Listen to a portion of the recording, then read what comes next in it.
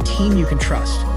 Our extensive knowledge of the market and industry allows us to help our clients with any real estate need. We know how to get results. So whether you're looking to buy, sell, or rent, let us put our expertise to work for you. Call us today at 931-347-9150 or visit HaneyRealtyPM.com to learn more. Haney Realty and Property Management, your best friend in real estate. If you're looking for a new job, let M&M Staffing be your guide. With over 20 years of experience, we know how to connect great people with great opportunities. We work with over 80 companies, so we're sure to find the perfect job for you. Our team is dedicated to helping you succeed, and our high customer satisfaction rate proves it. Ready to get started? Visit us at mnmstaffing.net or give us a call today at 931-347-4255. For over 50 years, PES Energize has been proudly powering our community in Pulaski and Giles County, Tennessee. We're more than just an electric utility. We also offer internet and phone services. Our commitment to our customers and our community is what sets us apart. We're dedicated to providing safe, reliable, and innovative services. At PES Energize, we believe that serving you is a privilege. We're here for all your energy needs. Visit PESEnergize.com or call us today. When it comes to insurance, Winterburn & Associates Insurance is the team you can trust. We offer coverage for your home, auto, business, and more. We work hard to find the best policy for you at the best price. Our personalized service means we take the time to understand your needs and make sure you understand your options. We want you to feel confident and secure with your insurance policy. Let us make insurance simple for you. Get a quote today at winterburinsurance.com or call us at 931-363-8638. Department of Pulaski is here to help you save money. Natural gas is safe, efficient, and cost-effective. It's up to 50 to 60% less expensive than electricity for home heating. Plus, it's clean and efficient, so you can feel good about your choice. Call us today for service or visit our website to learn more. Make the switch to natural gas and start saving today.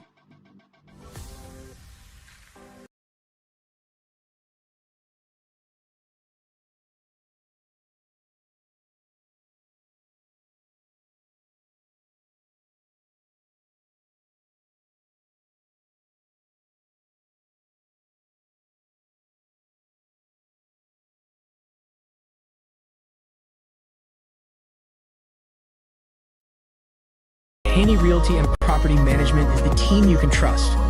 Our extensive knowledge of the market and industry allows us to help our clients with any real estate need. We know how to get results. So whether you're looking to buy, sell, or rent, let us put our expertise to work for you. Call us today at 931-347-9150 or visit HaneyRealtyPM.com to learn more. Haney Realty and Property Management, your best friend in real estate.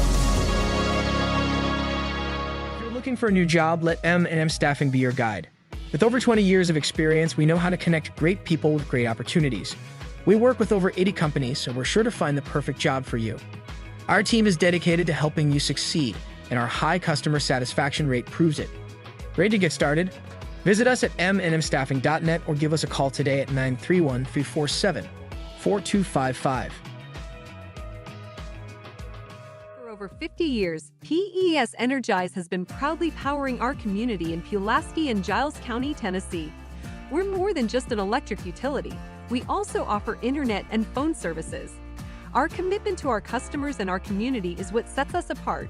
We're dedicated to providing safe, reliable, and innovative services.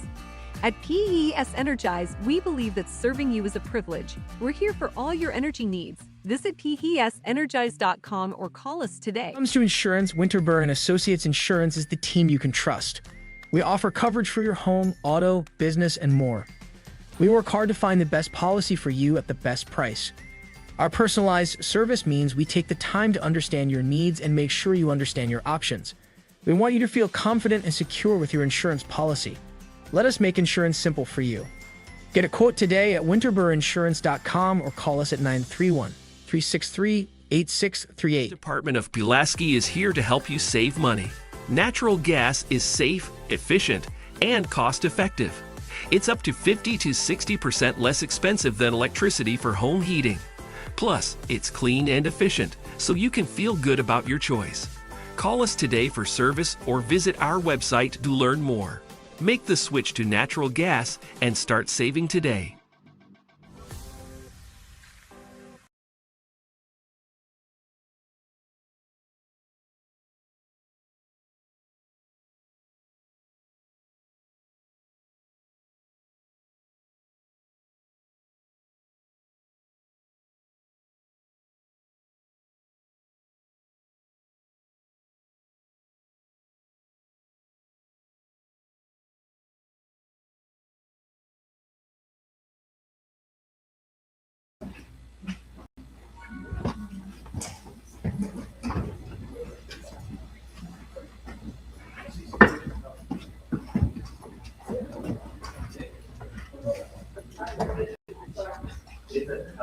Right under the nine, I come right under the nine.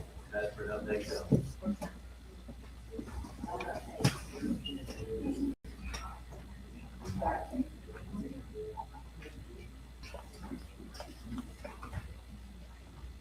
All right.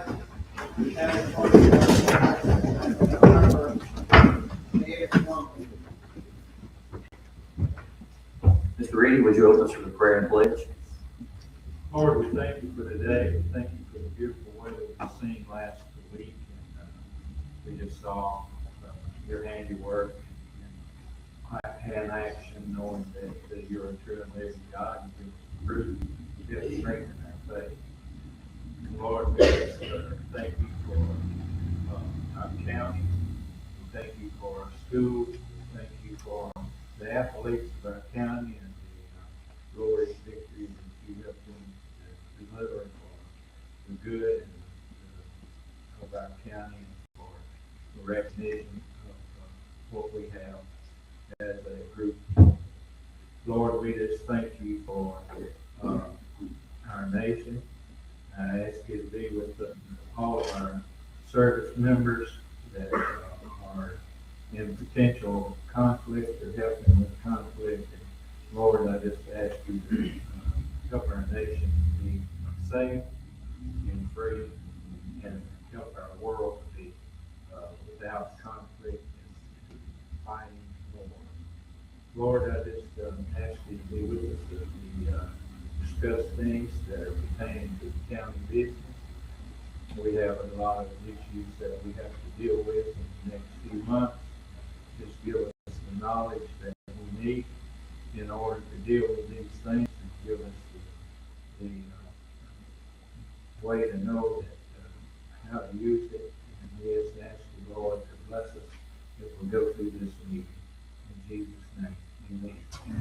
I pledge allegiance to the flag of the United States of America and to the republic for which it stands, one nation under God, indivisible, with liberty and justice for all.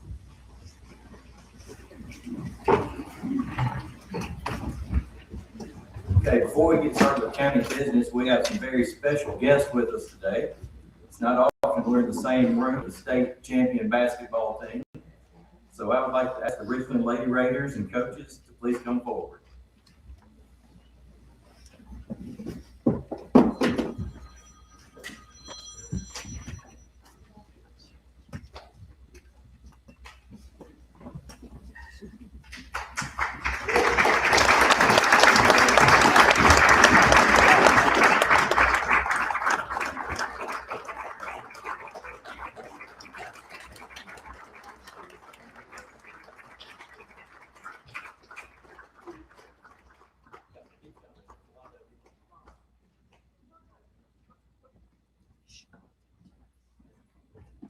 All right, the Richland Lady Raiders won the state tournament on Saturday night in Murfreesboro, beating the Midland team 34-33. They kept it exciting the whole game, brought it right down to the wire. They are the TSSAA Class 1A state champions.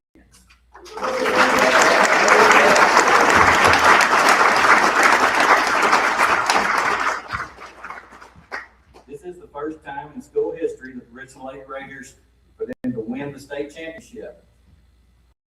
They've had a season total record of 28-3, and I'm sure Coach Hall will tell you that it took a team effort from before the first of the first game to get them to Saturday night into the victory. We've had several players were named to the state tournament team. If you're here, raise your hand. Elizabeth Gordon, Bailey Hollis, Danny Lynn Galloway, and named the tournament MVP, Bailey Blair.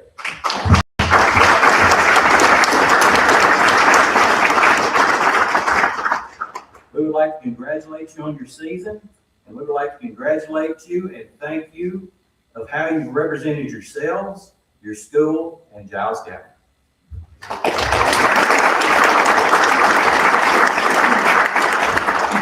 Y'all would squeeze together and let Chandler from the newspaper get a couple of pictures. Thank you, ladies.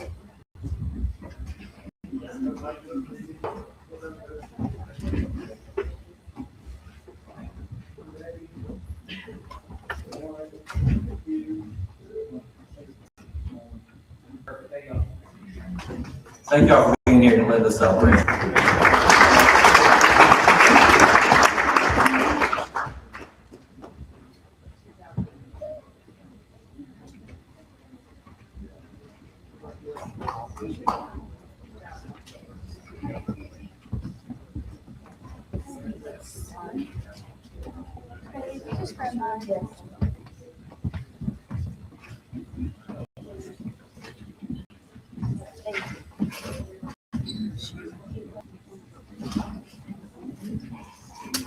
Okay, first on the agenda is the agenda concurrence. You want your penny?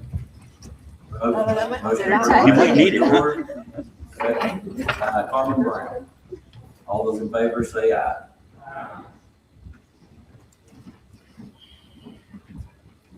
Ms. Jones, you're not logged in.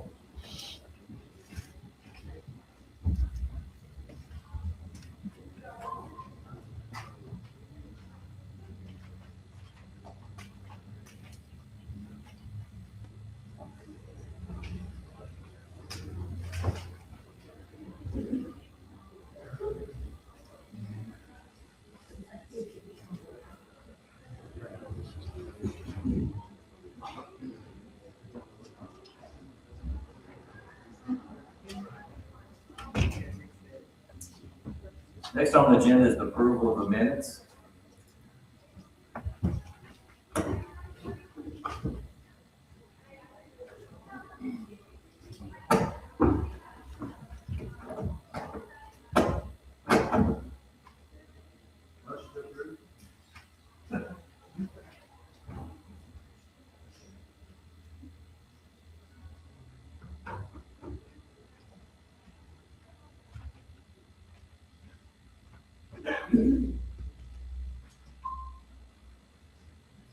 All right, motion to approve the minutes by Evan Medora, second by Carmen Brown. Any discussion? Ms. Jones? There needs to be a correction on the airport authority vote. I did not vote to approve it. I was a no vote. I corrected that and sent out an amended, Okay, I'm ready what's in here. Okay, so that has been corrected. it's been Okay. corrected. Any other discussion on the minutes? Seeing none, all those in favor, please say aye. Aye. Any opposed? Ayes have it.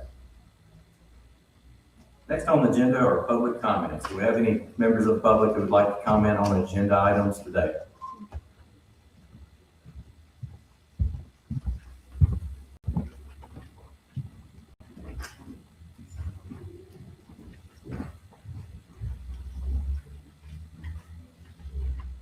Please sign in, state your name, and tell us which item you will be speaking on.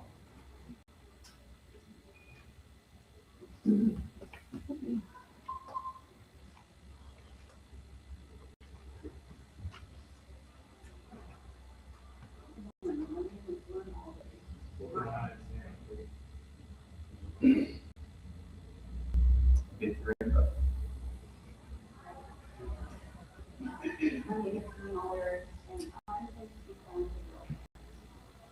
I know they're saying that the real tax is going to fix the budget, it's not, it's only gonna bring in $1,800,000.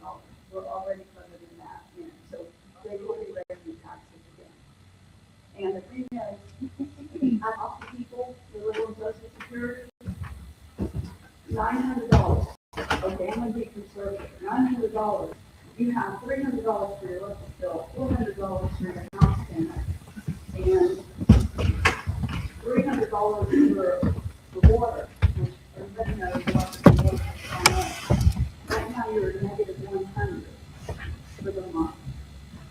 still have your property taxes to pay, your insurance is to pay, your food to buy, your meds to buy, and then if you put a wheel tax on, a tag, which a regular tag is $29, you have 60, that's $89. Where are they going to put the money? We can't afford more housing. And I've talked to some people, and there are some employees that make as much in a month or 2 months as some of these people on Social Security make in a year. I know there's got to be cuts, and like, you don't want to put it on for people to vote. A lot of people want to vote on it. They want to tell you no. They voted on it no many times, and they're asking how many more times does God circle back around before you finally understand you want it and you cannot afford it. In the last meeting, there was a cost to put it on for people to be able to put it on. By one of the commissioners, our county is in trouble as far as money goes, so we don't want to do unnecessary spending. But then right after that, you gave $5,000 to the library for an elevator for a grant, okay?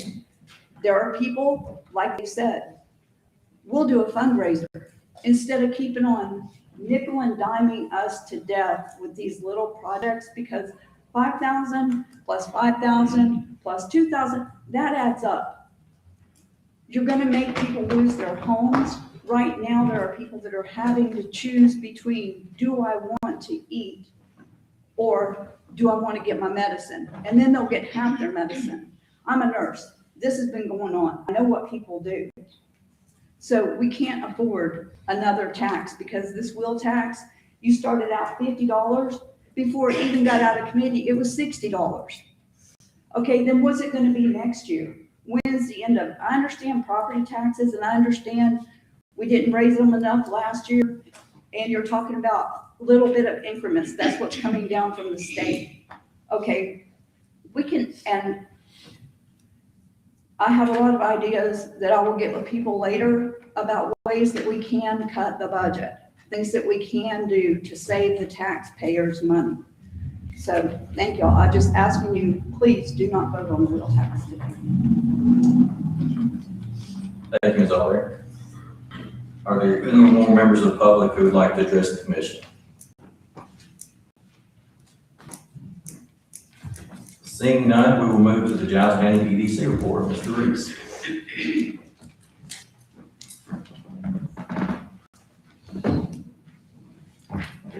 Morning, everyone. I'm going to update a couple of broad items this morning. One, I'll talk a little bit about an industrial update, and then I'll talk a retail update. I don't have any labor force numbers right now because the state has not issued their report for January. I think I mentioned the last time I was here, there's a company called Keith Consolidated Industries that is currently located in Oregon, and they are looking at relocating to Giles County. They are looking at the Bankston property down in Ardmore. I will correct here, Mr. Brown helped me correct it on Facebook afterwards, but I misspoke the last time I was here and said that facility was closed down and consolidated in Huntsville. They are still operating there. They're doing RV service and repair work, so I apologize for misunderstanding on that, but that facility is for sale. And Keith Consolidated is looking at that, and currently they have about 70 employees at their Oregon facility, and they want to basically move that operation to Giles County. And the workforce that they're going to need is primarily skilled welders that can weld aluminum parts. They make ground service equipment for the airline industry. So when you think about boarding stairs and those kinds of things, those aluminum pieces of equipment, that's what they do. And they have more than an 80% market share in that particular business. And they were looking at expanding in Oregon, but they just don't have room to expand there. And so they want to move potentially to Giles County. We've had a couple of meetings with them already where we have brought in people from TVA, Economic Development from the state, to talk about incentives. We've had them meet with people from TCAT, UT Southern to talk about the workforce. And I have another meeting scheduled with them this afternoon as a follow-up with the TVA Economic Development and the state of Tennessee folks to talk about getting their application in for state and TVA Economic Development incentives. So this one, it kind of continues to move along, and I will keep you updated on that as I get more information. Also, a quick update on the 5-acre tract that's in the Dan Spear Industrial Park South, the one that we recaptured a few months ago. We actually, I think I mentioned last time, we had one potential client looking at that that it would be a new business.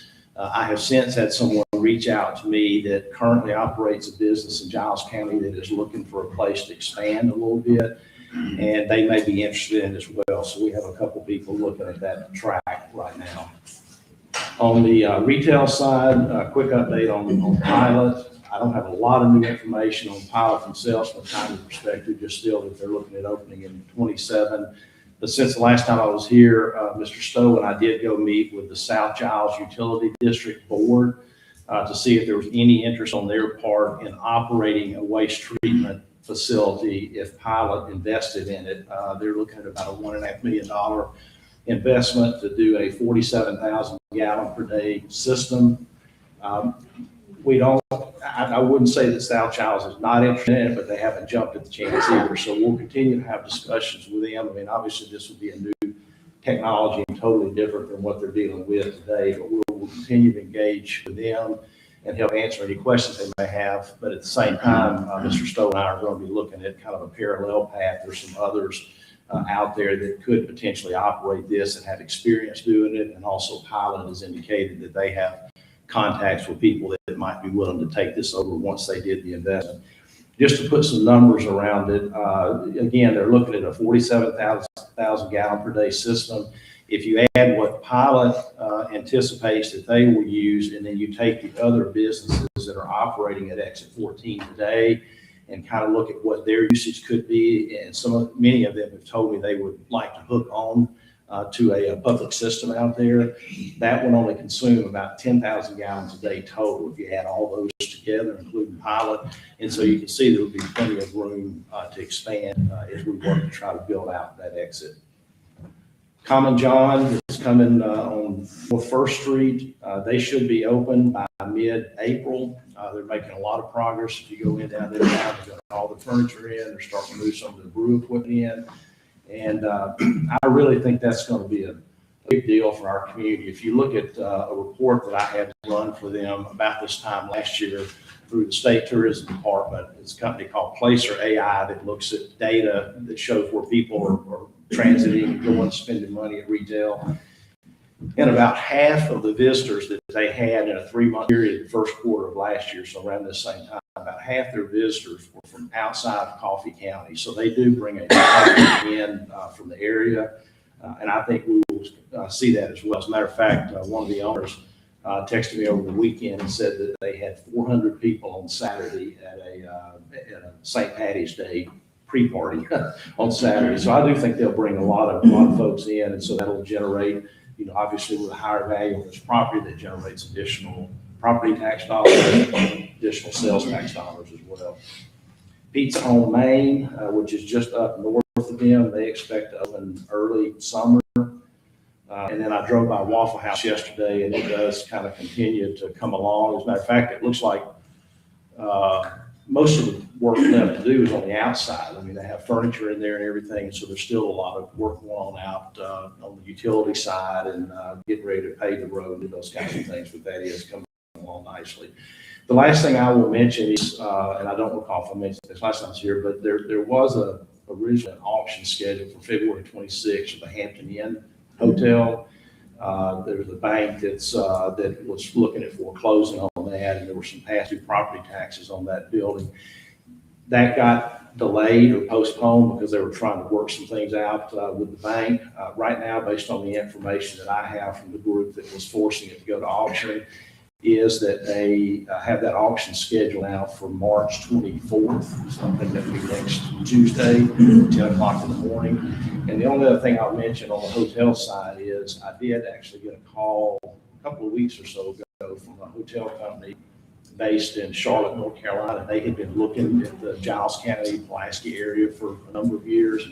And with some of the growth that they see going on, and especially kind of what's coming, you know, with UT Southern, and you look at a lot of the visitors that's bringing in and things, they believe now may be the time to kind of consider that. And so I sent them some information just on potential properties, you know, that could be available they might want to consider, including the exit 14. But I haven't heard anything back from them. But there is at least one hotel that's kind of looking at Giles County right now. Any questions from me? Thank you. Thank you, Mr. Reese. Next on the agenda are county executive and department head reports. We'll start with the Soil and Conservation District.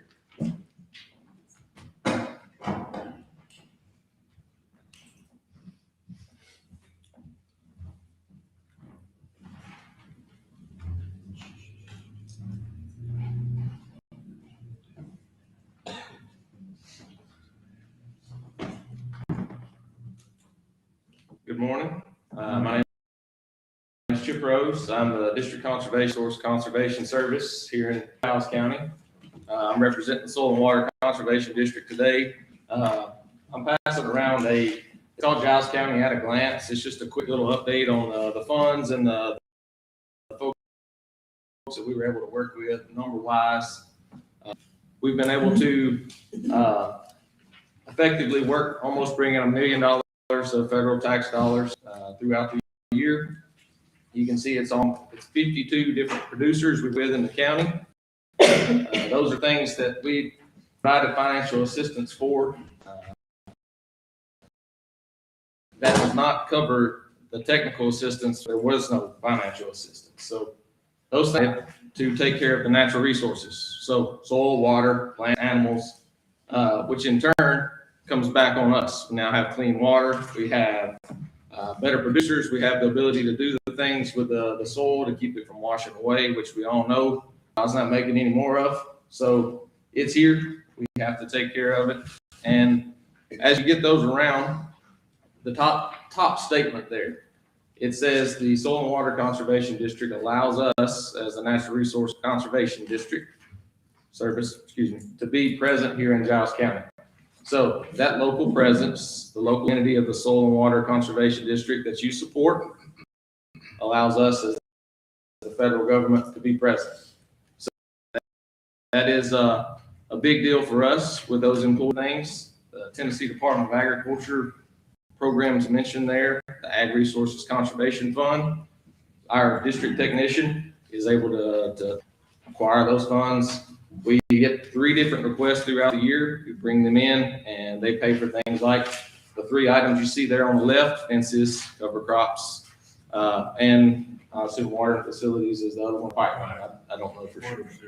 So those 3 things, 3 of the bigger things we do. We have a lot of row crops. We also have a lot of stock production. So that's why those are the heavier lifters. So the other thing I want to add is all of our programs are voluntary based. We are not regulation. We're not TDEC. We're not EPA. We don't go out and tell people they have to do things. They call us and ask for assistance. So we go out and we help the producers in the county that are asking for help.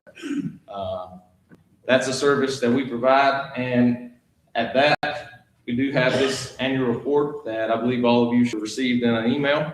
So the sheet you have today is just a very condensed version for numbers. This is people doing things in the county that have pictures and documented, what we got done.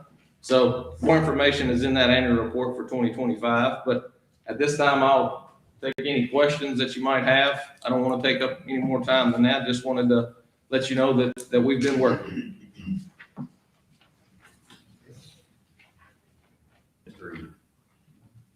Yes, sir. What do you think the total amount of revenues brought into the county for your department are that's not here on the government or any other sources? So from those programs, just on that sheet that you see, that was right at 986,000, which economist, whoever you want to talk to, says that dollar turns into $1.59, $1.60. As it's spent in the economy locally, and then it turns over 6 times. So in turn, we give funds to a producer. They go to the local co-op and they buy supplies from the local co-op, who's bought from another distributor, who was hiring somebody to make that product. So those dollars turn over about 6 times is what the economist said. So you can take that million, we'll say, and make it 6 million. If you would like to do that quick math. But any other questions? Thank you for being here, Mr. Rhodes. Thank y'all.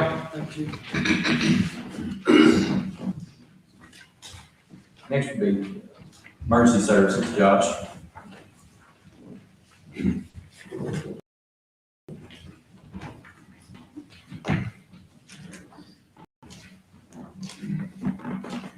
morning, everybody.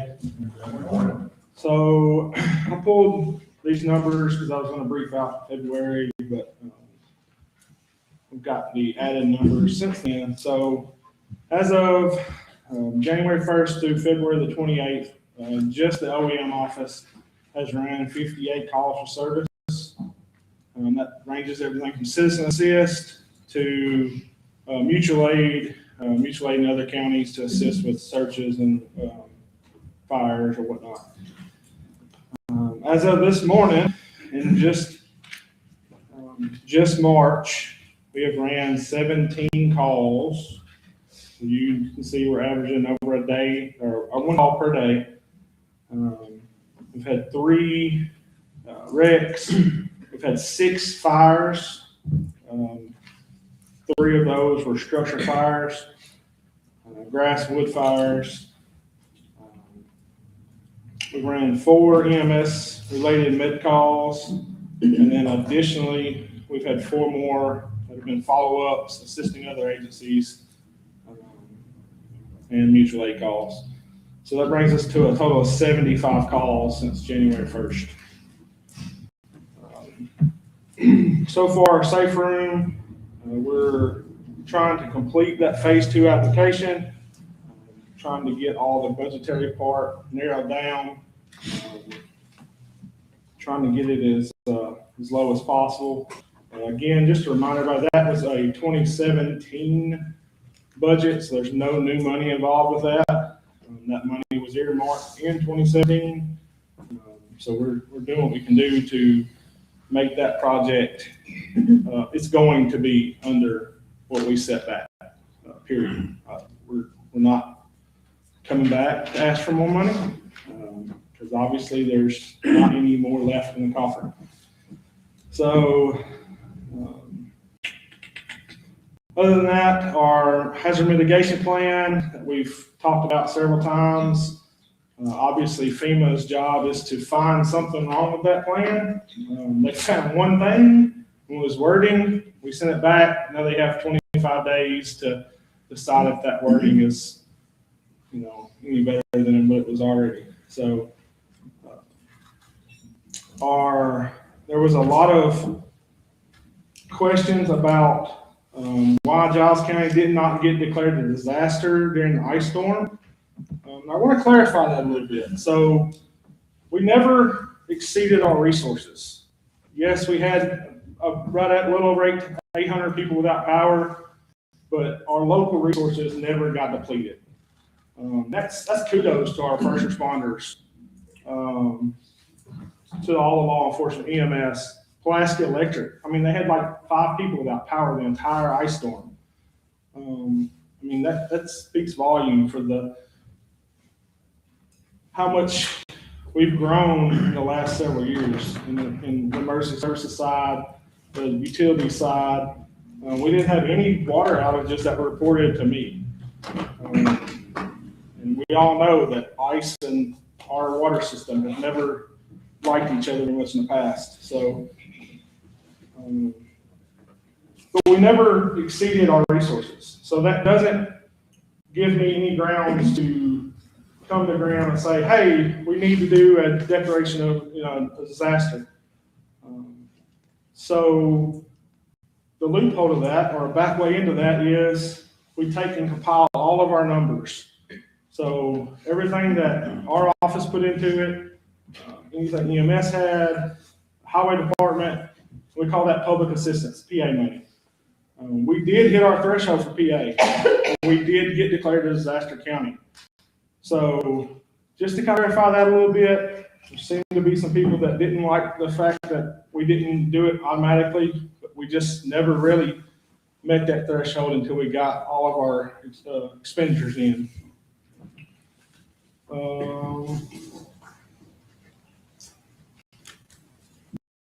So with that ice storm, just the OEM office, myself, logged 185 hours total.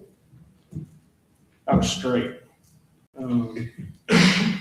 Kudos. You know what I mean? Like, I get the privilege to work with some of the best responders in the county. And none of them ever batted an eye. They were there. So I just wanted to give a shout out to them. And I appreciate everything they do. They make my job a lot easier some days. So, and then the last thing I got, and this, I'm going to blame this on sleep deprivation, but we worked 2 rather large disasters. Myself and Sarah were out pretty much all night last night. Good chance, as soon as I leave here, we're going to meet the National Weather Service, and we're probably potentially looking at EFZ that come through Lower Minor Hill. We did have at least one structure that lost a roof. We found a couple of outbuildings that were blown apart. And then I don't know how long the highway department was out last night, but when I went home, they were out pushing and cutting trees. But I got to see a lot of neighbors helping neighbors. One thing that never mentioned was what political affiliation they were. Nobody cares. So as you finish your business today, I ask that you just remember that we're all citizens. We're all paying the same taxes. A lot of us here for what's best for the county. There wasn't no finger point. You know, there was no bickering back and forth. We just came together and did the job. So I ask that y'all come together. Let's do a job. Let's get some stuff going. So that's all I got. If y'all have any questions, if not, I'm going to honor him.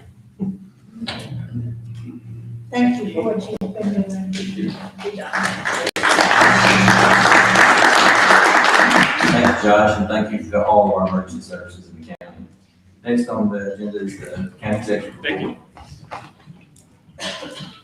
Yeah, they're all leaving, but I have so much respect for what they do. And the one thing I can relate to, and anybody who's done emergency services or law enforcement can probably relate to this too, and certainly in the military, you can work for months and months and years so that you can respond in about a 3-hour period when the crisis hits.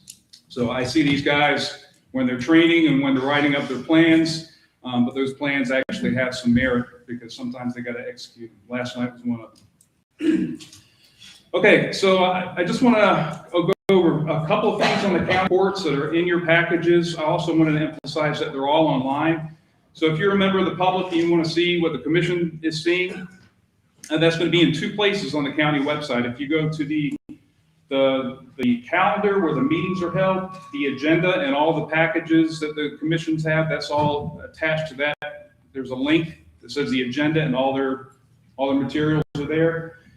And also, if you want to do some deep reading on some things that have gone on in the past and will continue to get posted there, if you go to the county website and there's a button for news and events, and you come down to issues and newsletters, if you click on that, there'll be a lot of reports there if you'd like to read that. That's particularly helpful, I think, if you're going to be a candidate for office. Okay, one of the reports is basically on the design, bid, and GMP process. That's the guaranteed maximum price. If you have not yet read that, I'd encourage you to do that. That is going to be, that's an outline of the process for the next 6 months where OHM is now going into final design and working towards a guaranteed maximum price. So over the last several months, there's been a lot of confusion as to the preliminary cost estimate that we got. And the fact that that's very conservative and people were wondering why those costs aren't put out for bid, that's because that's not done during preliminary design. So right now they're going into something called value engineering. I'll explain that a little bit more in a minute, but in 2 sentences, value engineering is looking at the materials that are going to be used and the processes that will be implemented in design and seeing if it can be done cheaper.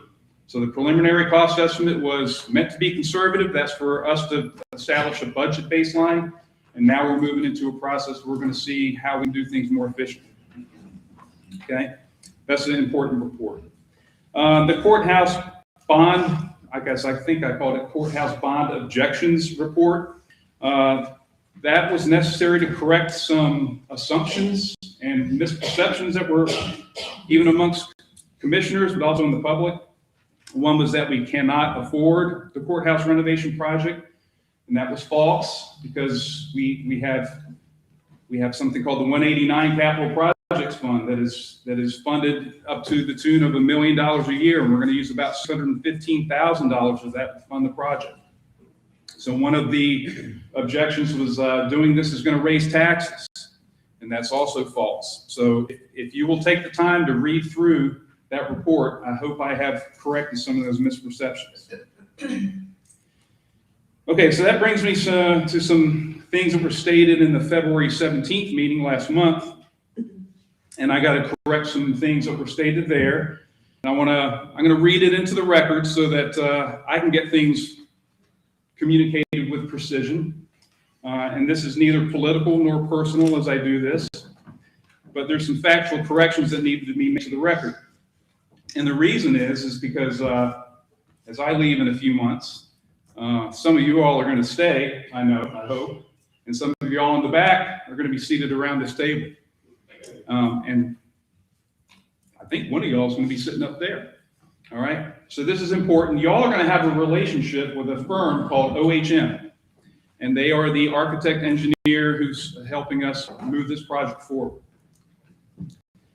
Okay, so from February 17th, there's some back and forth in deliberation, and Mr. Womble was part of that. And I think I made some comments earlier on in that meeting where I said we relied on Mr. Womble's expertise in HVAC and solicited his input so that could be built into OHM's design. And then there were some statements made to that effect that were wrong. So now I'll read this into the record. This correction is necessary because the next commission and county executive will be working with our AE, architect engineer, for the next year or more on the courthouse renovation, and an accurate record of that professional relationship is essential. So last fall, at Commissioner Womble's request, I personally facilitated 2 meetings with OHM engineers to incorporate suggestions he had for courthouse renovations. The engineers in our meetings was Jason Griffin, Tracy Williams, and Nathan Ware, and truthfully, Mr. Womble himself can each attest to the accuracy of the following corrections. So at approximately 2 hours and 41 minutes into last month's meeting, Commissioner Womble made the following verbatim statements. He said, I gave them my ideas and direction to cut HVAC costs by 50%. My suggestions were to keep AC units on the roof, but they kept the price exactly where they had it. And that statement is incorrect. And the next statement was they took none of my recommendations for cost savings, and that statement is also incorrect. So the record must reflect that each and every suggestion of Commissioner Womble was incorporated fully and completely into what OHM engineers delivered to us as option 3. Option 3 kept the AC units on the roof exactly as it was requested. Option 3 reused existing duct work exactly as it was suggested. He stated OHM to develop a $5 million option, and they came in a hair over, $5.1 million. That was option 3. OHM's written report on option 3 specifically tailored to incorporate all of those suggestions and delivered to each commissioner states the following. These are verbatim lifted from the report. High velocity units serving the courtrooms would be replaced with light units indoors and outdoors. The outdoor unit would be mounted on the roof, similar to the current units. The largest unit available is 5 tons, and all 10 existing condensers will be replaced in kind with 5-ton units. The report goes on to state, below-grade spaces that currently have fan coil units will be replaced with similar units in the location of the existing units. The intent is to reuse the ductwork distribution system. So those statements are lifted verbatim, right out of OHM's report that was delivered to you all. So when Mr. Womble stated that his recommendations for cost savings were ignored, option 3 demonstrates that is incorrect. These are the facts. Commissioner Womble asked OHM to develop a stripped-down option 3, and OHM delivered it. And I should mention, I don't have this written down, but they delivered it for free. They did that work pro bono. In October, Commissioner Womble voted with 12 other commissioners against that option. And again, those are facts, not opinions. There's another correction necessary. The other statement was that the whole plumbing system done in copper, I asked them to price it in PEX because it's cheaper labor and materials. But they came back with the same costs. And I would try it as a misunderstanding more than anything else. And I'll try to explain it. It's a misstatement that reflects fundamental misunderstanding of the design process, one that has been explained to all commissioners on multiple occasions. What OHM produced was a preliminary design. Cost estimates at this stage are intentionally conservative. Material-specific decisions, such as whether to use copper or PEX piping, are not made during preliminary design. Those decisions are made during final design. That's where we are now, through a process called value engineering. Value engineering is specifically the phase in which labor-saving, material-saving options are evaluated and priced out. That's happening now. Mr. Womble's public criticism of not substituting PEX at this juncture was not only misleading, it undermined the credibility of the very engineers that are working to incorporate his ideas. So a note on why this matters. I'm not relitigating insignificant details. Okay? The record I've shared is not open to misinterpretation, and the statements that were made were not true. And it misleads the commission, and it misleads the public. And the one thing I'm interested in, more than politics or winning the arguments, is truth. So this corrected record reflects that at Mr. Womble's request, and with my full cooperation, OHM engineers preferred their work pro bono with professionalism and integrity, and the public, which ultimately funds commission decisions, deserves a truthful record of how those decisions were made and how commissioner input was and continues to be incorporated in the final design details. And I don't have this written down. Actually, I do, but when I was talking with OHM last week, they said, please emphasize that we are continuing to use Mr. Womble's input in option 2, because there were some good suggestions that he made, and we're incorporating them now. So I thought that was important for you all to know as you move forward in your relationship with OHM. Okay, the last report is on entering budget conditions. It's just 2 pages. It's got a bunch of tables with some numbers in it. That's, I wish I had been able to do something like that for you for the previous 3 budgets. But we're finally now getting a good handle on where we are number-wise, right? Please review that and understand it. And if you have any questions whatsoever about that report as you go into the budget, particularly if you're a committee chair for one of the committees that are getting ready to evaluate budgets, please see me or Beth. We'd like you to understand that. As I see it, as you get ready to discuss wheel taxes or property taxes or spending cuts, because those are your 3 variables, just like we talked about last month, okay? That table points out there's a $1.8 million gap if we're to use last year's numbers, okay? We know the 3 variables, and we know where we stand with our reserves. If we do nothing, if we don't raise taxes, which is what everybody wants, and we don't cut spending, then you've got roughly 3 years, by my estimates, before you've just gone through all the reserves. So the question is, do we do something now on our watch to try to, we can't solve it all in 1 year, but do we do something now to try to correct this trajectory of decline, or do we pass it off? And if we pass it off, the solutions get a lot more difficult for the next commission. So, are there any questions on that point? Yes, sir. What are the actions that are taken by state or anything? If we just continue on this path, we just want no taxes, no spending cuts, or minimal spending cuts.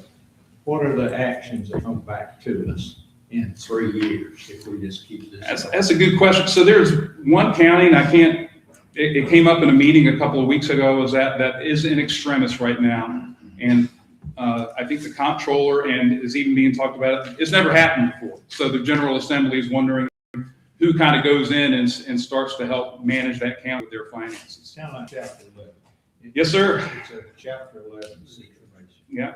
Yeah. And just like at the state level, we've seen in other states where they actually go into a city. I think, what was it, Cleveland or Cincinnati, one of those Ohio cities not too long ago, that the state had to come in and repair their finances.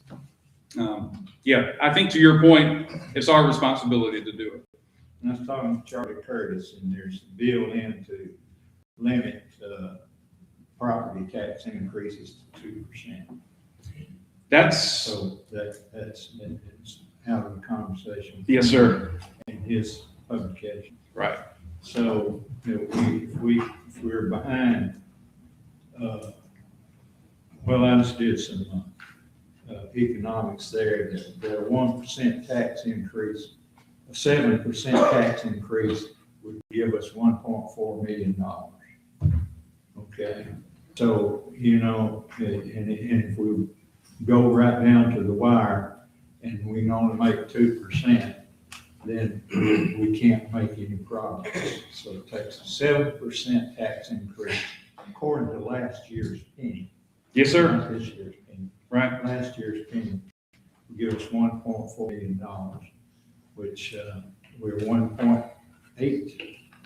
Yes, sir. Almost 1.9 behind. So for everybody's knowledge, we are behind the 8 ball big time. And if we keep on, I'm sorry, I'm cutting. If we keep on, we're going to crash. Yes, sir. If I could characterize our time together as a commission, I would say we're the canary in the coal mine commission. We have flown into the coal mine and we've discovered where we are and what we need to do to move forward. Okay. Yes, ma'am. So what you just went on about OHM and how they're incorporating some of Womble's ideas. It wasn't clear until just now that they were even considering that. So is this a base-saving move by OHM and by you?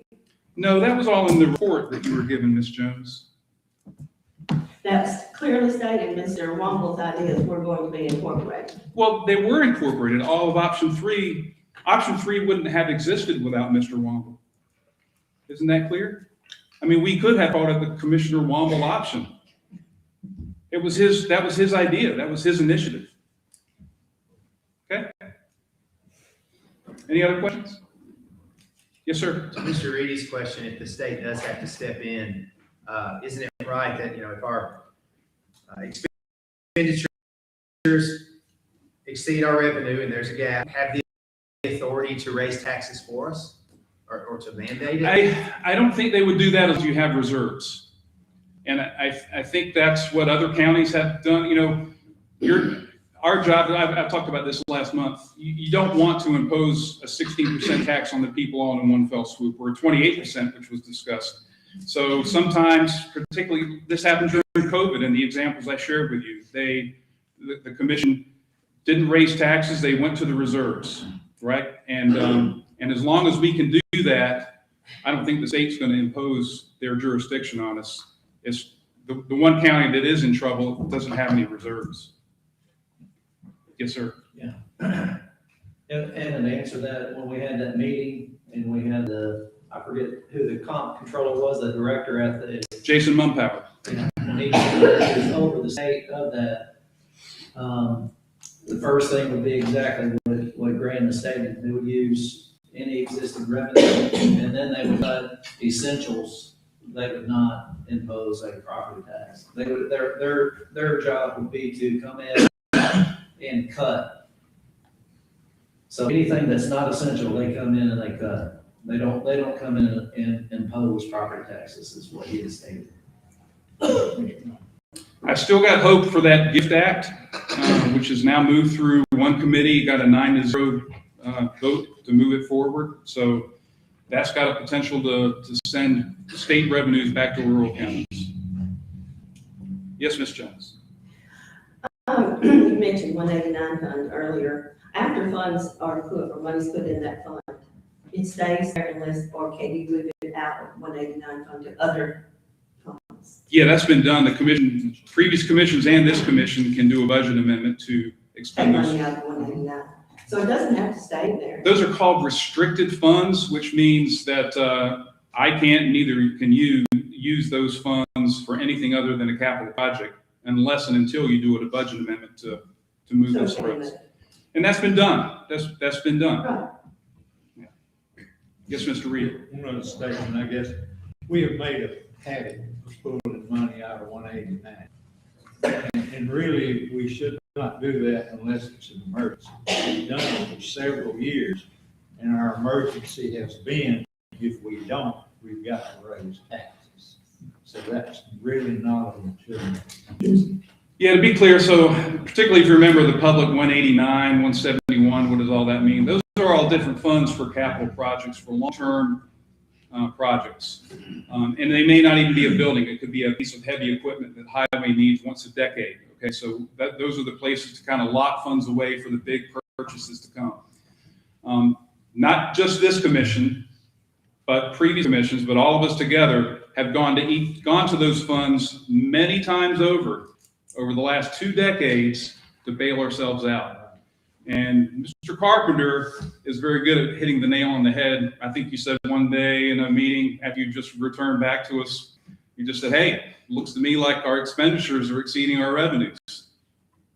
That's it. Simple as that. Okay.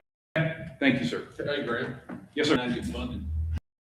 189 is funded right now through sales revenue. What percentage? Now, I don't know what percentage.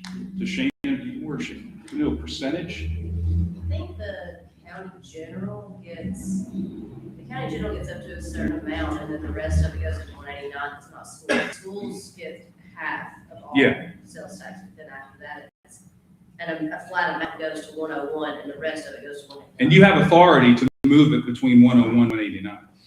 That's what I was wondering, if you could take how 189 is funded and turn around and put it back into our budgetary 101. And that's what I covered last time. We did that in 2021, 2022. So we've taken money. There used to be something like over $2.5 million a year going into capital projects. Now it's $1 million. And we did it by redistributing money from that to 101. Yeah. Yes, sir. So with that said, when we move money from 189, I don't think it's right to say that the courthouse project wouldn't affect our budget in the future. So to the tune of 600,000, I'm going to use a round number, $600,000 a year. Could you have pulled $600,000 a year back to the general fund? And you could have. But I think what was getting lost in the bond discussion was thinking that we were spending $8.5 million that we didn't have in a savings account. And that's true, but we're funding with $600,000 a year. That was designated capital projects. So that still left a cushion of about $400,000 a year continuing to go into 189. Okay. Thank you. Good stuff. Yes, sir. Okay, so I realized that I'm the new kid on the block, and I got a lot to learn. That makes you smarter than a lot of us. That's right. Don't preconceived that. But my question is, and you all may have already looked at this, have we really looked at a root cause or root causes as to the reason why Mr. Carter said our expenditure is what we are burning in? and put some fixes in place, because I think not any of us want the state to come tell us what we know we should already be doing. So have we done that? Yes. Looked at the root cause or root causes? I'm going to take a crack. That's a great question, and I'm going to take a crack at answering it. Yes, sir, I think we have. I mean, what this commission has done over the last few years is we've looked at previous processes and how we were doing budgets. And I think we had artificially low budgets. And so what we were doing, I'm just going to use round numbers. We passed a budget for, say, $20 million, and there were no taxes. And we had revenues for $20 million, and we had a budget for $20 million. All looked good until you start to go to your budget committee meeting in August, and departments would start showing up and say, I've got a need that's not in my budget. I need $200,000. I need $50,000. I need $100,000. We start adding back expenditures that weren't in the budget. So that tells you that your budget wasn't a correct reflection of your annual expenditures. So what we've been doing over the last 3 years is correcting that. But in correcting that, it hasn't been fun because it's showing us we're short. So we have not put true fixes in place. Well, I think the challenge now is I think we have corrections to getting we're getting our annual expenditures, our recurring expenses. Those are now in the budget. So that's, I guess you can say that's a check in the block for fixing that part. What we have not matched that with are the expenditures, or I'm sorry, the revenues to support those expenditures. So the two variables are, okay, now that we know what our annual expenditures are, where are we going to find reductions in that? And there's been a couple of commissioners that have offered reductions, but they didn't gain support. And the only other variable is revenue, and that's what you all are discussing today. Okay. Thank you. Yeah. I would say one of the fixes we've been trying to put in place is put into savings to make it look like it's a balanced budget. Yes, sir. But we still have that temptation. I mean, it's here every day. Well, we can get by another year if we do it one more time. But another thing I've heard, and I'm sorry to extend the time here, but I think there's always a hope. You know, hope is not a strategy, but there's always a hope that revenues are going to be better next year. And right now, I'm like y'all, I have a hope that Exit 14 is going to be a great thing for Giles County, and it is. I think we're going to see some significant revenues come out of Giles County, or out of Exit 14. It's not going to be $1.8 million next year. I think, I don't even want to throw a number out there. I see potential for great revenue growth at Exit 14. It's not a panacea, and it's not something that's going to occur this year or even the next year. It's going to grow, and we need to plan on growing that because we want revenues that don't impact property taxes or wheel taxes. Okay, that's gonna be my next question. Exit 14, far down the road, and you just pretty much. Yeah, Mr. Reese talked about that. So Pilot wants to start construction in 2027 or be open in 2027. We're right now working on getting the wastewater part of that in place, and the county owns the land, but the county can't build nor operate a wastewater treatment plant. So that's what Mr. Reese was speaking to. We're in discussion with South Giles Utility District as to whether they would accept the responsibility for operating that, or whether we need to look at alternatives. Yeah. Anybody else? Thank you.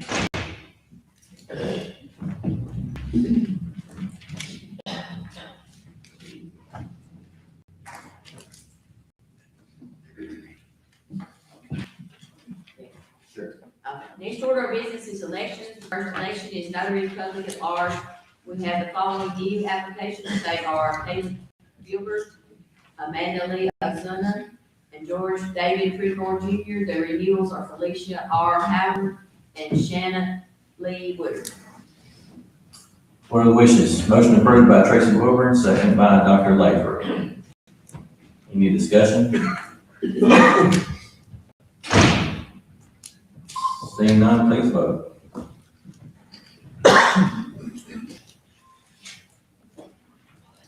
The vote is 20 ayes. Motion passes. Next election is the Equalization Board. You are to elect 3 members for 2-year terms. Present members are Eastern Division Burgess F. Quinn, Western Division Roger L. DeVore, and Pulaski Division Robert Greenlee Jr. Motion to approve by Mr. Reedy, Yes. second by Farmer Brown. Any discussion?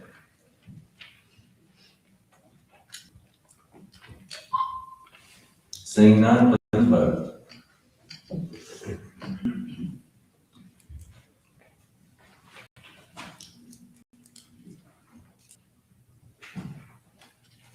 The vote is 20 ayes. Motion passes. Next order of business is reports. We have the following. Finance Director's report for January 2026, which includes the following: Giles County General Fund, Drug, American Rescue Plan, Probation Fund, Highway, School, Federal, Food Service, Debt Service, Capital Projects, Highway Capital Projects, Education Capital number 2, and other projects. We also have a 10th Comptroller of the Treasury, summary of audit findings, and the audit committee meeting minutes of March 6, 2026. Is there a motion to combine and approve? Motion to combine and approve by Mr. Reedy, seconded by Mr. Hopkins. Any discussion?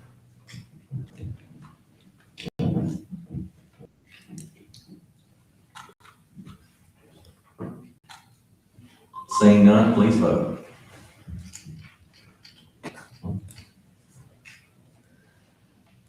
Your vote is 20 ayes. Motion passes. The next order of business is grants, agreements, and contracts, and we have the OHEM contract amendment 1A.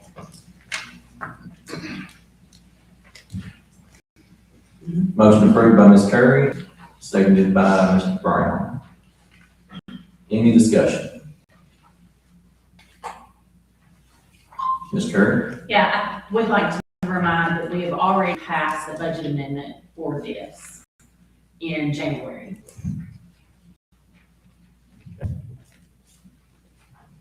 Seeing no other discussion, please vote.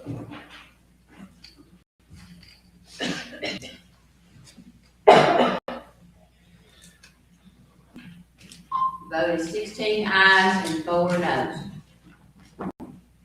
Motion passes. The next order of business is amendments. The first amendment is 2621, authorizing the amendment of the 25-26 budget county general fund 101. Motion to approve. Whose hand is that? By Ms. Goolsby. Second by Dr. Lathrop. Any discussion on the 101? Ms. Jones? We make a motion to vote on the library contribution of 5,000 separately. To amend the motion. Is there a second? Second by Mr. Hopkins.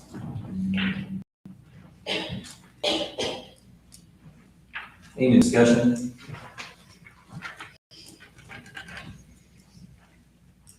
Mr. Reed? This is where the, grant match for the elevator. Yes, sir. To be pulled out and voted on separately. So all those in favor of pulling out the library contribution, voting on it separately, please say aye. Aye. Any opposed? Aye. Yes, we need to roll call.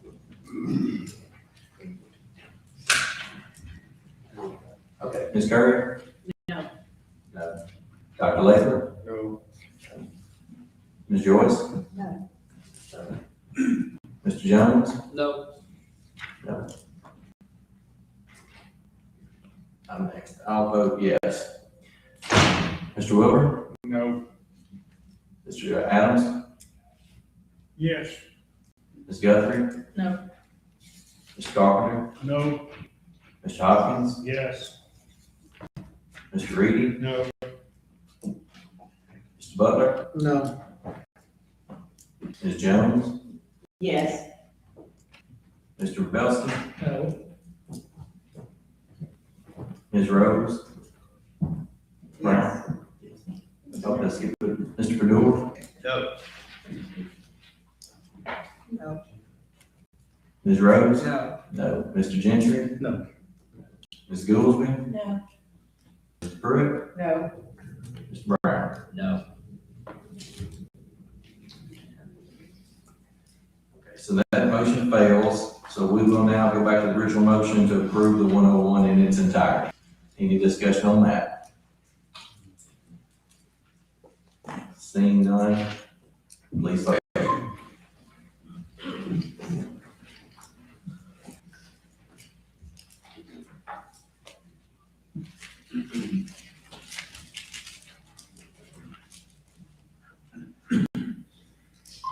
Seventeen ayes and 3 noes. Motion passes.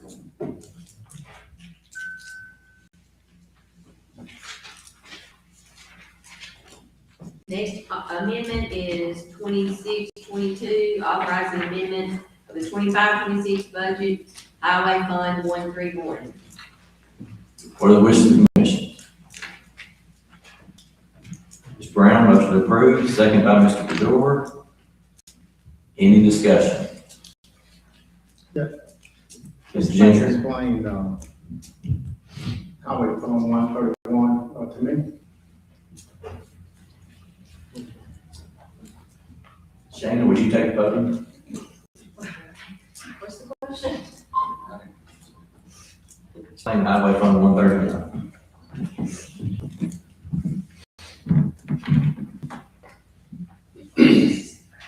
Have we given you a budget binder yet? A binder with all the budgets? No. Okay. Can you come see me after this and I'll get the binder put together? But, I'm sorry? I can't. Okay, 131 is just the highway department's operating fund. We have several different funds. The schools have a 141, county general is 101, 131 is just the highways operating. Okay. Does that make sense?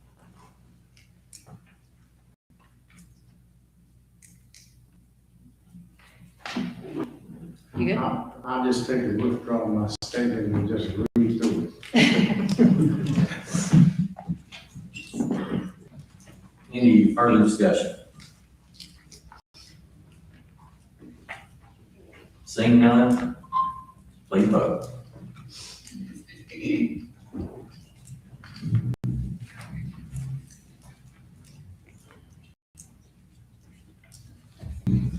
The vote is 20 ayes. Motion passes. The next resolution is 2623, approving and adding the beginning of Dillon Lane, 330 feet to the Giles County road list. Motion approved by Tracy Wilbur. Second by Mr. Carpenter. Any discussion?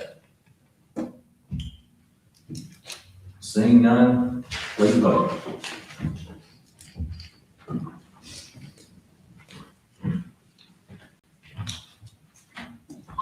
The vote is 19 ayes and 1 no. Resolution passes. Next resolution is 2624, approving and adding the remaining 1,570 feet of Poling Drive to the Giles County road list. Motion approved by Ms. Goolsby, second by Ms. Brown. Any discussion on Dillon Lane? No, Poland Drive. Seeing none, please vote.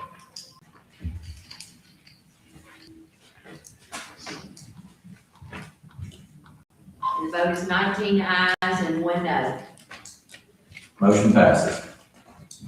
The next resolution is 2625, accepting Fiddler's Court as part of the county road system for maintenance by the Giles County Highway Department. Motion approved by Tracy Wilbur, second by Terry Jones. Any discussion? Mr. Reed? Yes,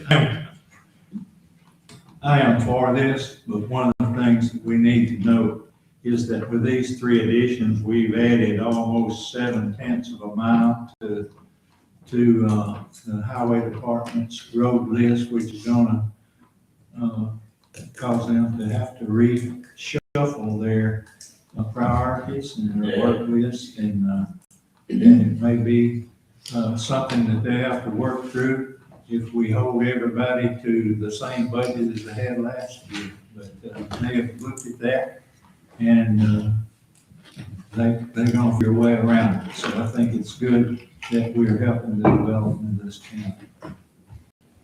Thank you, Mr. Reed. Any other discussion? Mr. Wilbur?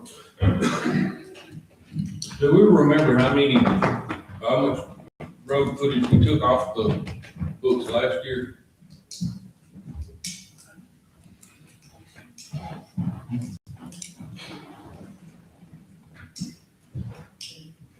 We had 912, and now we got. We took off approximately 4 miles last year. Okay, I just wanted to show you why. Any further discussion? Seeing none, please vote.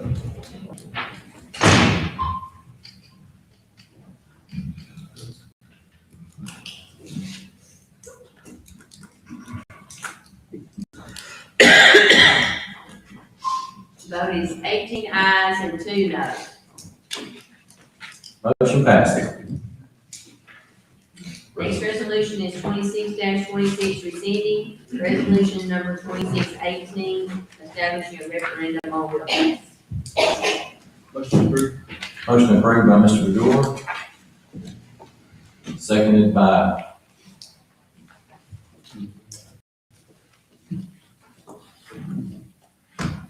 To remove it? we're on 2026-26, rescinding resolution 2026-18. Motion by Mr. Bedore, is there a second? Second. Second by Mr. Reed.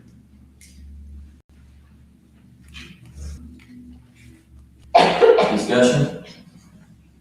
Mr. Bedore, this is your resolution.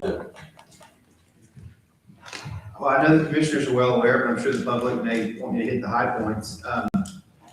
This has the effect of, last month we sent a referendum question to the election commission so that the citizens could vote on the wheel tax. This has the effect of undoing that because since last month we learned that there are some costs associated with holding a referendum.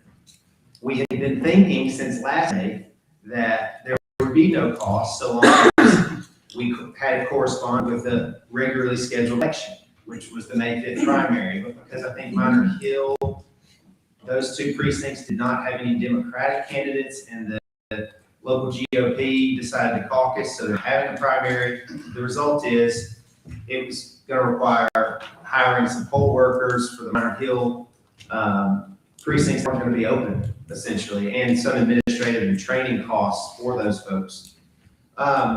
Granted, it's not a huge amount of money.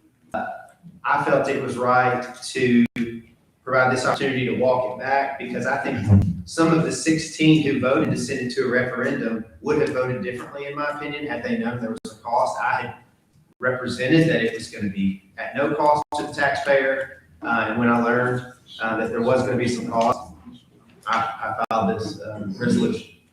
Okay, thank you. Derek?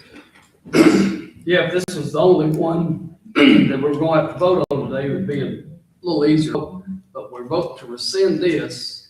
I didn't like it to start with, so I voted against it to start with. But now you've got us in a situation where if we take it away from the people, the very next resolution on here is going to be commissioners only. So I'm going to vote no on this because you're saying it's because of the 27th.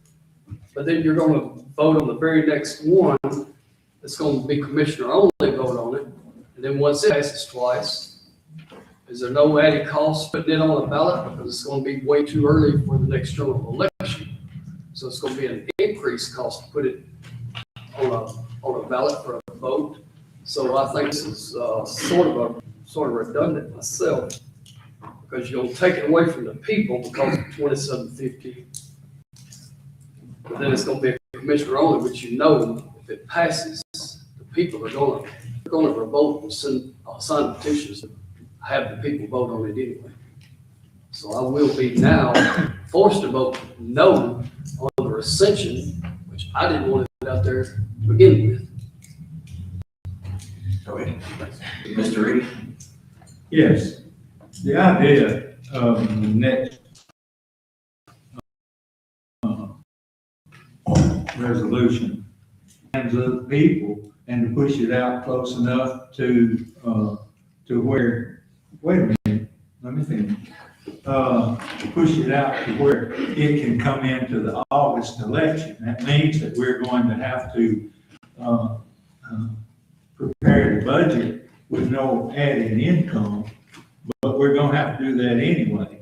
The reason that I'm not for 2026 is that it is too limited. If you look at the man, everybody in the county owns, that's 18 years old and older, just about owns a car. But the people that own the car and a piece of property are in the minority. And I've had people that own cars and property and saying to us, as commissioners, you're in charge and you're responsible, and I don't like it, but if you need to put a wheel tax on, do it. I'm not going to get up and get out of my car and go to a poll and vote to give myself a tax. So you're in charge, you take care of it. And I think that the number of people that will show up on this May election, it will not be representative of the population of this county.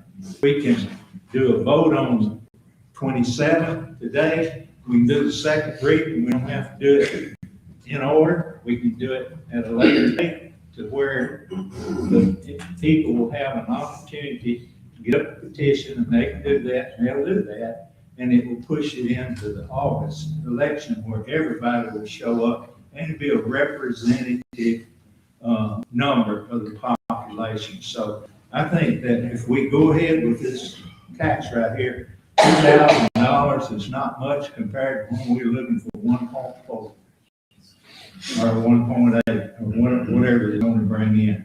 So, and so I think that we can do that. And if I know people will get out and sign the petition.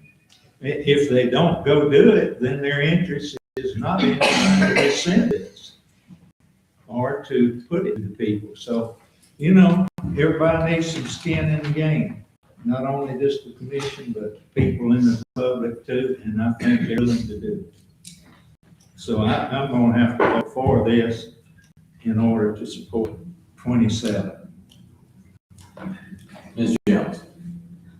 The timing is wrong on this. What you ought to really want people to vote in the August election, you ought to take this, you probably need to make it clear that that's your intention, and just go ahead and put it on the August ballot rather than vote today and vote next month, which is, the timing is wrong on that because we have to have a call. We would have to have a different election that does not coincide with the August election. And I believe you can check state law, and probably Mr. Williams knows all about that, to get the timing right, if the intention is put it on the August election. The people will come out with a referendum if necessary. I mean, a position if necessary that's proven by historical fact. But to vote on the second resolution on the wheel tax today is, it could cost the county, if you don't watch what you're doing, it costs the county $40,000 or whatever the cost of a special election is. Mr. Weber?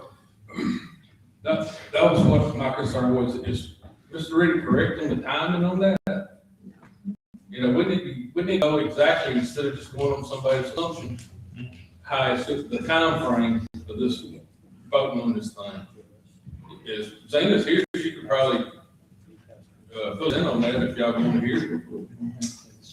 Okay, do y'all want to address resolution 2026 36 first, what we have in front of us, because none of these questions will be relevant if we don't rescind 20-2026. And at that point, yes, I think we should hear from Zena about timeframes for that type of thing.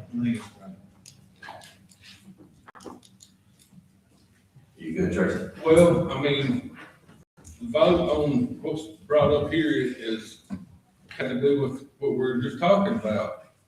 Do you not think so? You think that might influence your decision on this vote? Yes. Well, Zena's here with us today. Zena, would you be willing to come up and answer the questions?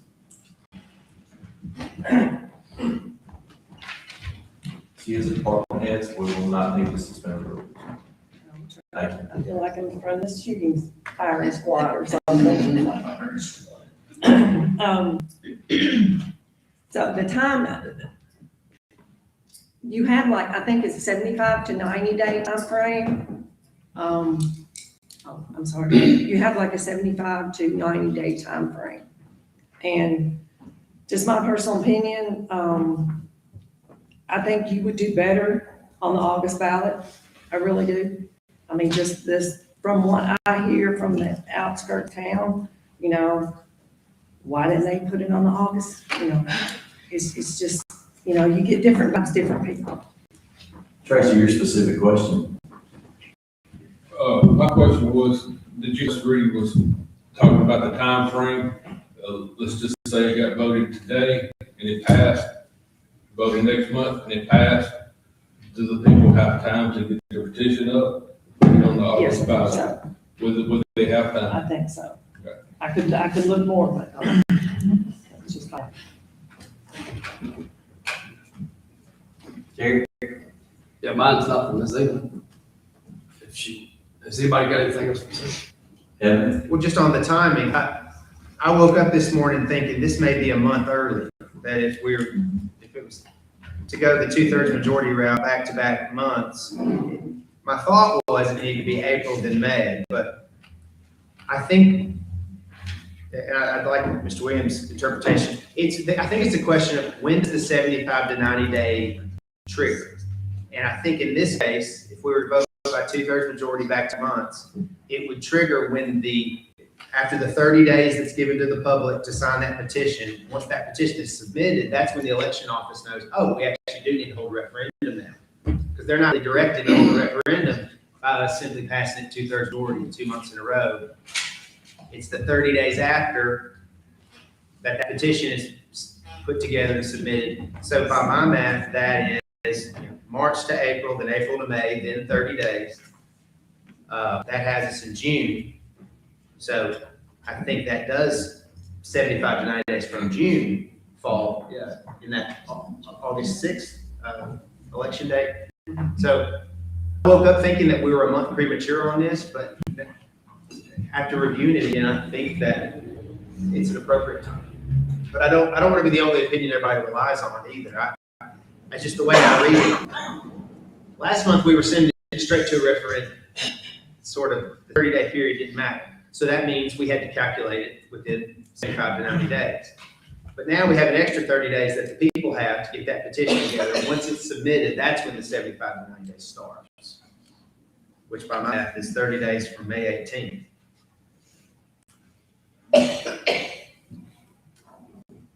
That's all I have. Mr. Williams, could you? So again, part of my cost savings initiative as county attorney has been not to research issues that aren't brought to me ahead of time. So I've certainly not tried to discern what the mind of this body would be as to whether there's a referendum or not. I will tell you that under state law, you can't be scheduling election until you certify there's been a petition submitted for a special election or referendum. Is that correct? More than and so under those circumstances, the triggering mechanism would be the turning in a petition for a referendum by members of the public at large, and then she would certify it, and then that would start the time frame, would be my understanding from other areas of law. Is that correct? I'd have to look more into it. I've never been. Doesn't come up very, very often. No, it doesn't. This is my first time, so I'd have to look more into it. Who when would be the last day that something would be put on the August ballot legally? Because, when does everyone start? It has to be so many For days before. August? Probably mid-July. July, I'd say 16th through 17th, for like 14 days. And that would give you enough time to advertise it? If you have it on, I have to run the whole referendum before early voting. And then I have to run the for or against part, just the meat of it, before election day, 5 days before election day. Run twice with the sample ballot before early voting and the sample ballot for election day. So you're saying August, July 5th, that'd be the last day that could be included on the ballot for August? I don't see how that, I was thinking it'd be more closer. I would think it'd be, I don't know a date, I'd have to look. Okay. Terry, Yeah, like I said, this wouldn't have anything to do with Zena. If, Mr. Reedy was talking, I'll address Chair, if, it was said just a minute ago by Mr. Reedy,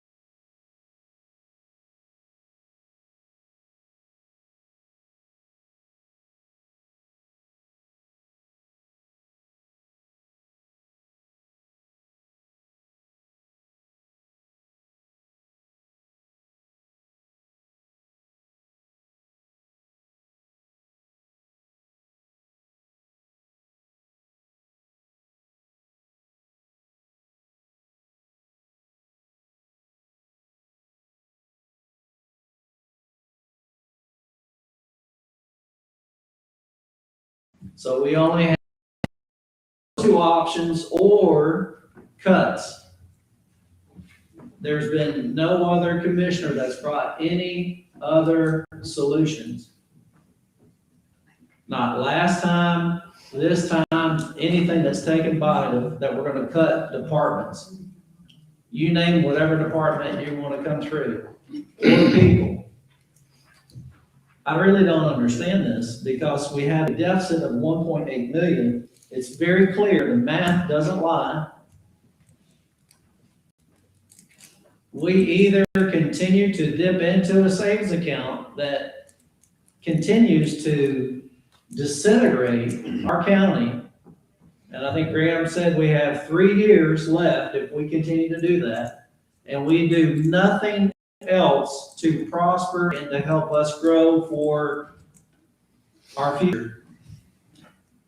I don't understand that, because each of us either have children, grandchildren, great-grandchildren. This is a place I keep hearing, Giles County, I'm proud, this is, and as I'm listening to people that are candidates, I'm proud of this place, this is what we've got. Well, there's the choice of no taxes that everybody keeps saying and sounds absolutely great. And I think that sounds great. It's not possible unless there are other solutions. And I think this is very clear for all the constituents, everybody that is out there and saying no. You only, if the answer is no, and no other solution is coming there, because no other commissioner on here is saying, hey, let's cut this department, let's cut these people, let's cut this. We've looked at that. We've been on doing this for 3.5 years. We don't see the fat like you see in the state or you see in the federal.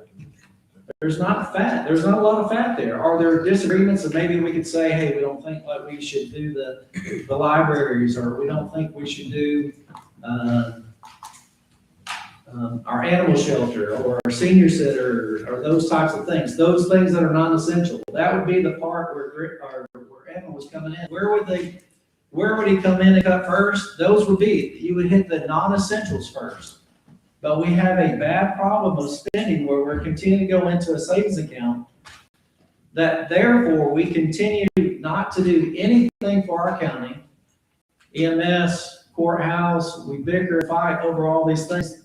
And as a business, it's okay to have a surplus where you can do things. And I'm not saying, I hate it on the side of the tax side. It's not good. But I want to be really clear here and make sure people understand this. The reason I'm going to vote a yes on this 26 is because when we get to 27, that is a clear path for us to have revenue to continue on to eat the deficit of the 1.8 million.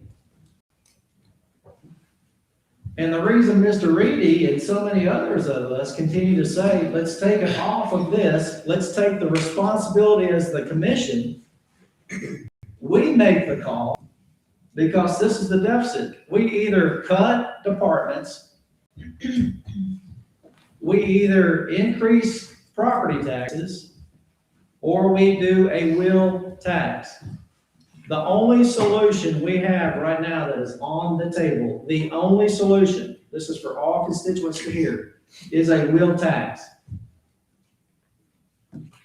There has been nothing else said about cutting any other budgets, any other people, nothing, repeatedly. Last year, this year, nothing's coming up. And when we come through and do this right here, and people say, well, I don't want a wheel tax. The only other solution, sales tax is gone. You don't want a property tax? Okay, then it's gonna have to be a wheel tax because there's no other solutions out there.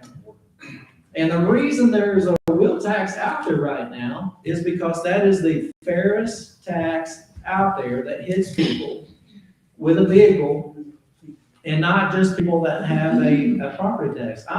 And when you look at a property tax, I think it's a misdemeanor. So on a property tax, you can't pay your property tax. Can they seize your property? Yeah, they could. But if we do a wheel tax, then you go back to a Class C misdemeanor, and it goes through those particular areas. You don't lose your property. You go to jail. Maybe you pay $50. And if you think something into that area here, is it the lesser of the two? Yeah, it's the lesser of the two here. But I really want to make people understand that's the only avenue that we got. That's the only solution that's on the table right now is a wheel tax. Mr. Adams. You do me. Would you like to sit down? I mean, Can I just a few things. The Minor Hill precinct, we will have to have people working it, even though there's not anybody on it, as no candidate qualified. We still have to have it open. I checked with the state.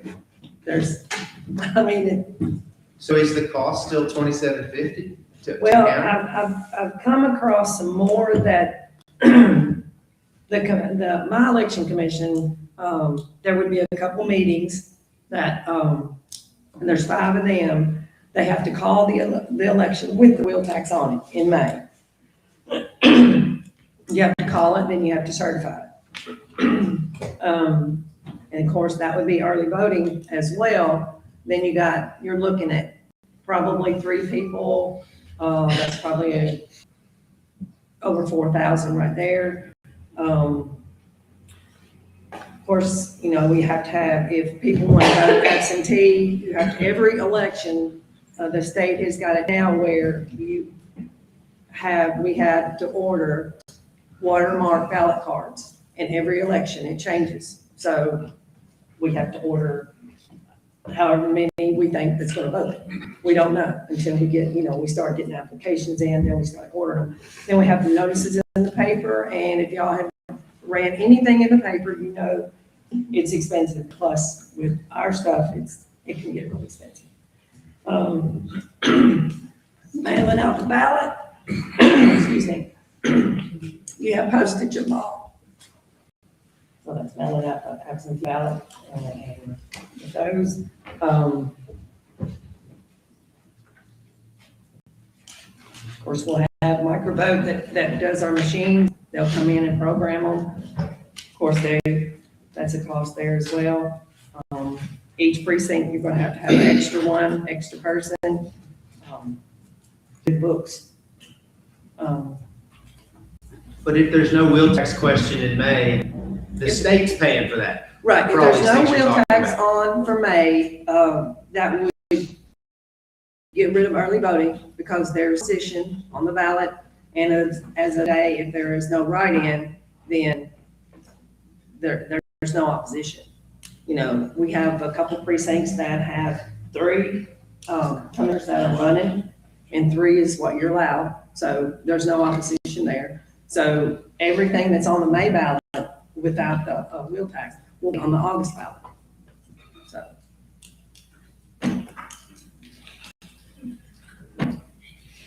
I have a question. Any more questions for Zena?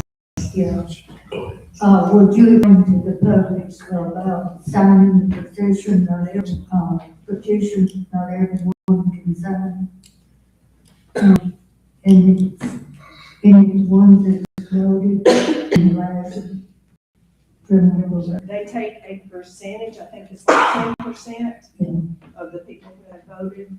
It's not in the governor's list. I don't think we check the names of who is registered. I don't think we look.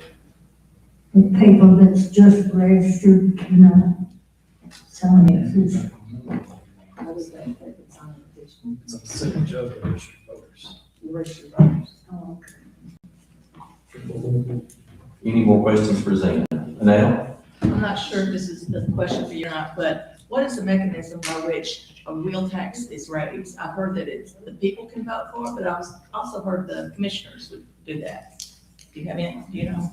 I think the commissioners can pass it, but there is a process. And I think, the 2/3 vote, I think Evan was talking about that as well. So with the petition. Well, I know 2/3 twice to get it get the wheel tax passed, but I'm thinking, we all know it'd be raised, as soon as it could be. So I'm just wondering, what is that mechanism? Is it by the people?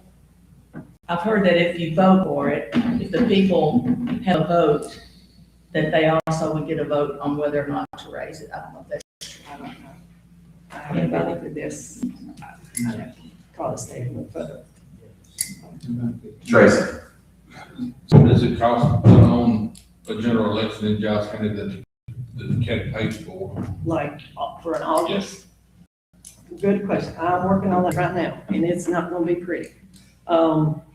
Of course, August is, it's gonna be a big, it's gonna be a big election. It's gonna be a big ballot. You've got all the commissioners, the auditors of school board, the majority of department heads. Probably one election. It could be, you've got probably 30,000 in the workers, then you have my vote, that's another probably 4,000.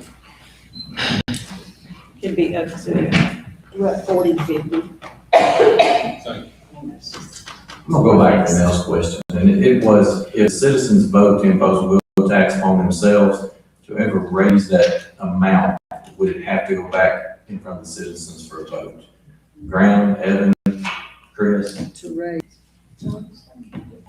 No, county commission can pass it anytime they want. My understanding is the same process as this, what we're going through. There's two avenues. 2/3 majority, back-to-back months, and then that would trigger the ability for the public to petition against it, or send it straight to the people by simple majority and have them decide on the increase. So all my research has led to the conclusion that it's the same process to implement one to begin with, same process to raise it later. Thank you. I've got several. I've got David. You know, I think this thing is just a loaded question. I call myself conservative. Where are you going to have to pay $2,000? And everybody says, well, what's $2,000? You gotta have 2,000 before you can have 3. You gotta have 3, you can have 10. And every little bit adds up. I want the people to vote on this instead of the commissioners passing it. And I think they should have the choice to pass it. But if I go back and say, yeah, let's rescind this thing.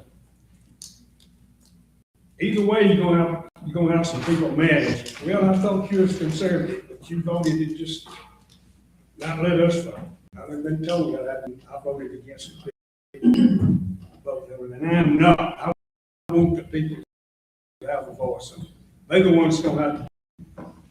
And anytime you have a tax increase, people are the same way they're gonna pay them. And a lot of people, somebody a while ago was talking about what their parents do. I know how they feel. You go down here at Walmart and watch these people check out and watch tears roll down their eyes because they ain't got the money to pay for something, they have to put it back. And I see all the time on TV where somebody has cut their medicine half in two. Because if they cut more up for groceries, they're gonna starve. I'm not gonna sit up here and just keep taxing the people. It hurts to cut, but we're gonna have to cut. You may have, when some things we may have to do without. But we're gonna have to catch up something by cutting. You sure ain't gonna keep borrowing money and spending money and ever get it. You're gonna have to have some hurt somewhere. Yes, Mr. Garvey. You know, we raised the property tax, everybody knows that. And our constituents complained about the property tax, which they had a right to.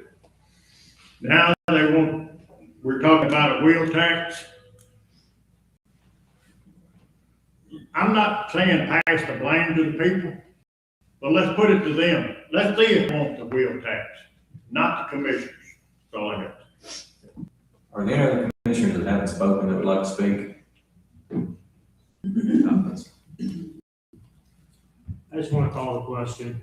It's going on, we all know what we're gonna vote, so let's get on. Is there a second? Call the question of Mr. Hopkins, second by Mr. Brown. All those in favor say aye. Aye. Any opposed? No. No. Okay, roll call. Roll call vote is to call the question. Must be a 2/3 majority. Ms. Carey? Yes. Dr. Lathrop is left. Ms. Woodard? Yes. Ms. Jones? No. I vote yes. Tracy? No. David, No. Nell, Yes. Mr. Carter, No. Hopkins, Yes. Mr. Reedy, No. Mr. Buck, Yes. Ms. Jones, No. Mr. Belsky, Yes. Mr. Door, Yes. Ms. Burns, Yes. Mr. Gentry, Yes. Ms. Gillespie, Yes. Ms. Pruitt, Yes. Mr. Brown. Yes.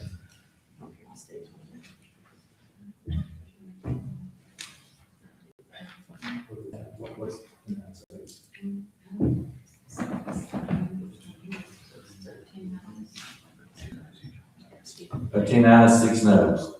So that is not 2/3 of the commission. Continue discussion, Mr. Jones. What was the total? 13, Um, Mr. Jones. Yes, since, everybody seems to be on the same page of wanting the people to vote for it, I would like to make a motion. We amend 26 to be brought back up to vote in June. That way it clearly states on here that we send it to the people for a vote. And by doing that, we will get rid of number 27.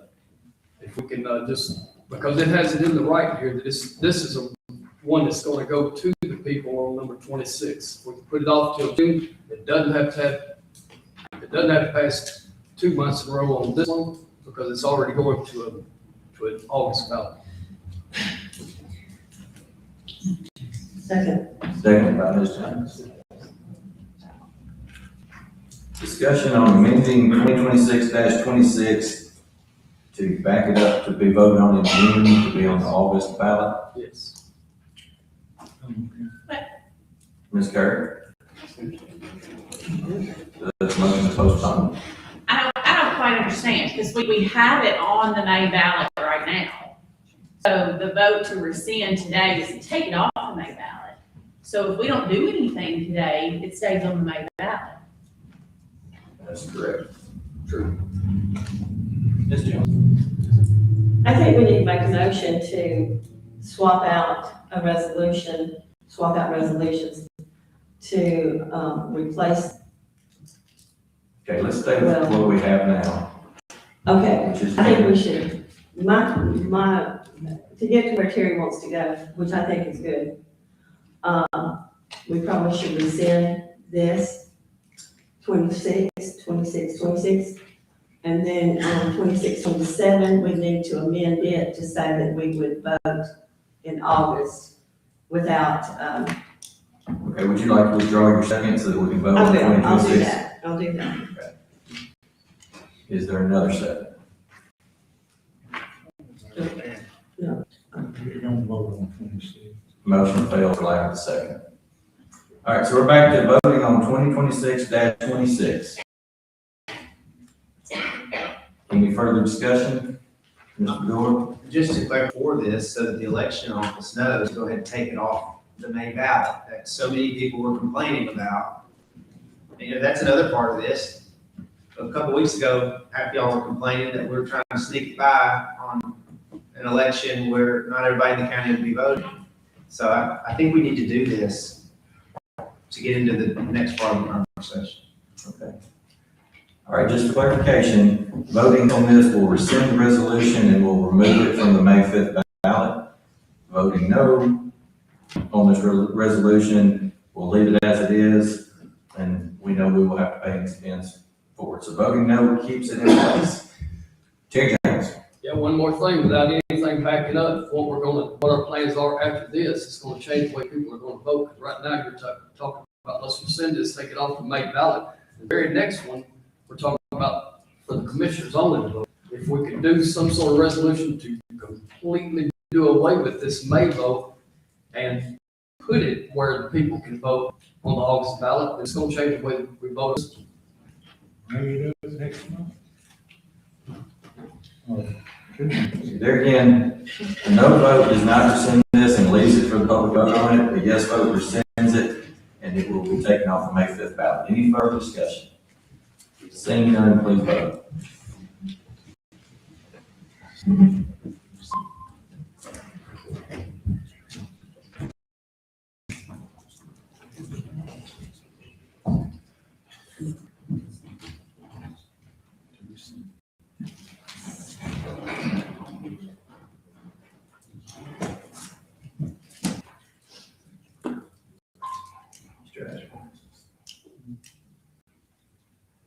Mr. Adams, yours working? He's working, he's still deciphering.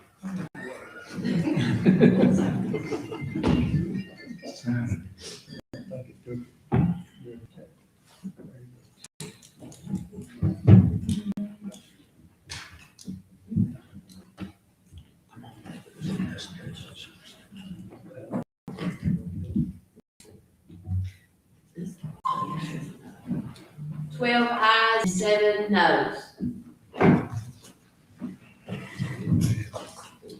Okay, so that passes. So the resolution 2026-18 has been rescinded. I've been requested to break before we start 2026-27. Motion to take a 10-minute recess. By Ms. Pruitt, second by Ms. Governor.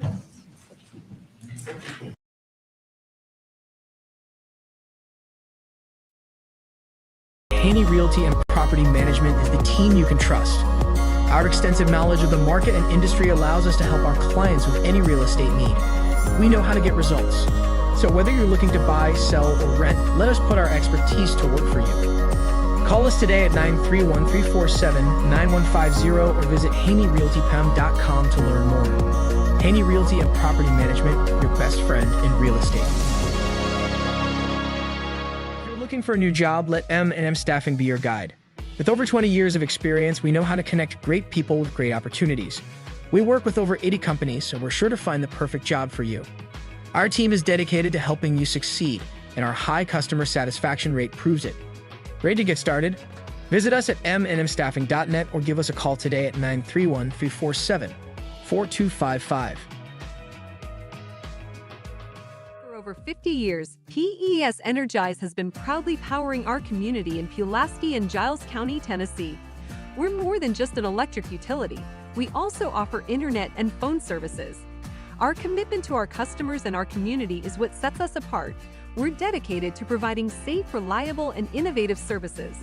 At PES Energize, we believe that serving you is a privilege. We're here for all your energy needs. Visit PESenergize.com or call us today. When it comes to insurance, Winterburn & Associates Insurance is the team you can trust. We offer coverage for your home, auto, business, and more. We work hard to find the best policy for you at the best price. Our personalized service means we take the time to understand your needs and make sure you understand your options. We want you to feel confident and secure with your insurance policy. Let us make insurance simple for you. Get a quote today at winterburinsurance.com or call us at 931-363-8638. Department of Pulaski is here to help you save money. Natural gas is safe, efficient, and cost-effective. It's up to 50 to 60% less expensive than electricity for home heating. Plus, it's clean and efficient, so you can feel good about your choice. Call us today for service or visit our website to learn more. Make the switch to natural gas and start saving today.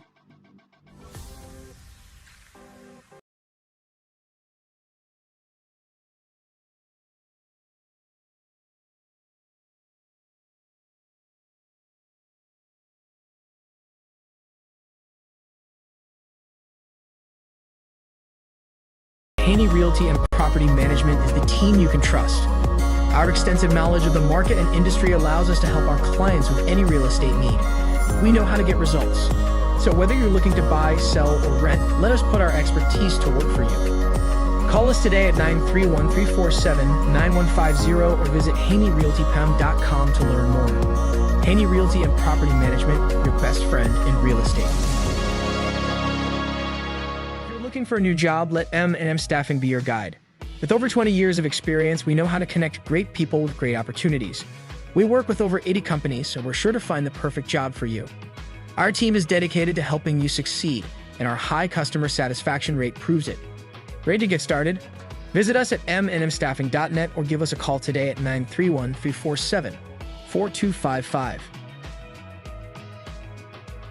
For over over 50 years, PES Energize has been proudly powering our community in Pulaski and Giles County, Tennessee. We're more than just an electric utility. We also offer internet and phone services. Our commitment to our customers and our community is what sets us apart. We're dedicated to providing safe, reliable, and innovative services.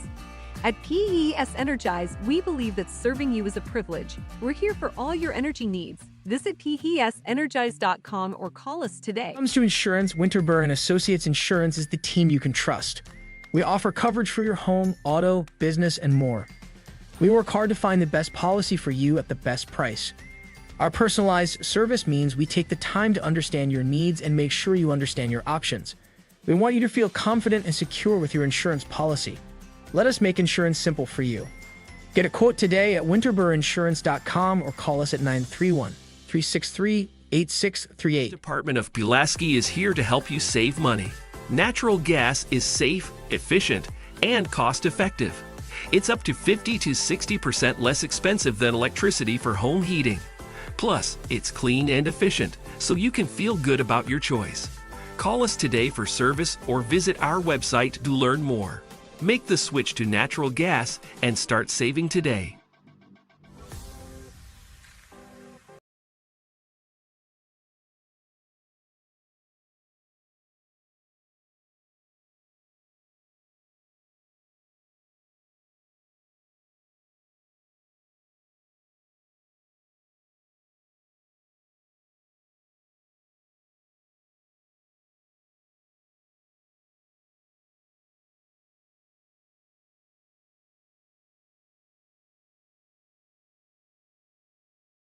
Haney Realty and Property Management is the team you can trust. Our extensive knowledge of the market and industry allows us to help our clients with any real estate need. We know how to get results. So whether you're looking to buy, sell, or rent, let us put our expertise to work for you. Call us today at 931-347-9150 or visit HaneyRealtyPM.com to learn more. Haney Realty and Property Management, your best friend in real estate. Looking for a new job, let M&M Staffing be your guide. With over 20 years of experience, we know how to connect great people with great opportunities. We work with over 80 companies, so we're sure to find the perfect job for you. Our team is dedicated to helping you succeed, and our high customer satisfaction rate proves it. Ready to get started? Visit us at mnmstaffing.net or give us a call today at 931-347-4255. For over 50 years, PES Energize has been proudly powering our community in Pulaski and Giles County, Tennessee. We're more than just an electric utility. We also offer internet and phone services. Our commitment to our customers and our community is what sets us apart. We're dedicated to providing safe, reliable, and innovative services. At PES Energize, we believe that serving you is a privilege. We're here for all your energy needs. Visit PESenergize.com or call us today. When it comes to insurance, Winterburr and Associates Insurance is the team you can trust. We offer coverage for your home, auto, business, and more. We work hard to find the best policy for you at the best price. Our personalized service means we take the time to understand your needs and make sure you understand your options. We want you to feel confident and secure with your insurance policy.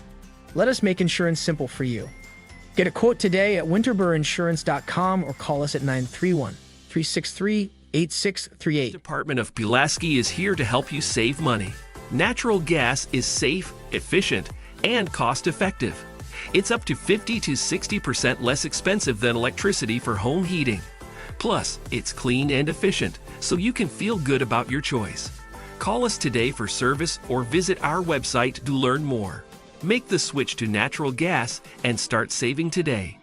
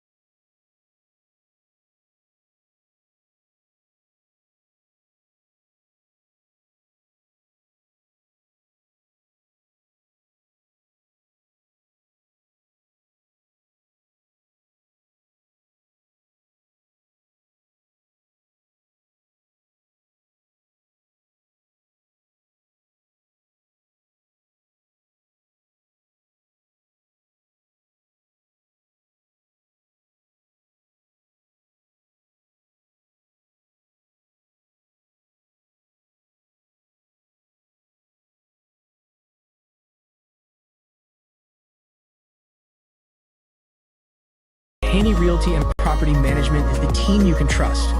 Our extensive knowledge of the market and industry allows us to help our clients with any real estate need. We know how to get results. So whether you're looking to buy, sell, or rent, let us put our expertise to work for you.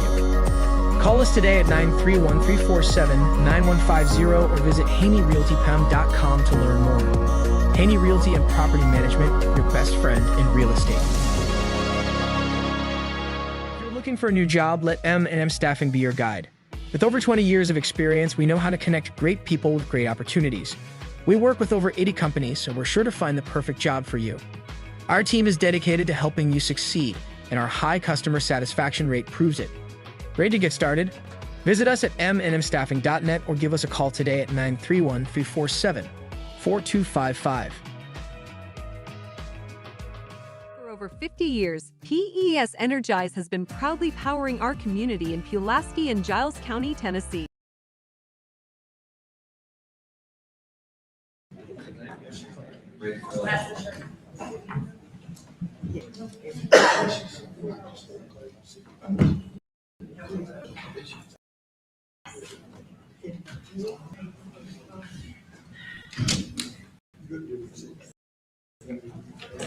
Next order of business is resolution 2627, authorizing the levy of countywide motor vehicle cruise tax and providing for the disposition of the proceeds thereof. Mr. Reedy, second by Mr. Rubelson. Discussion.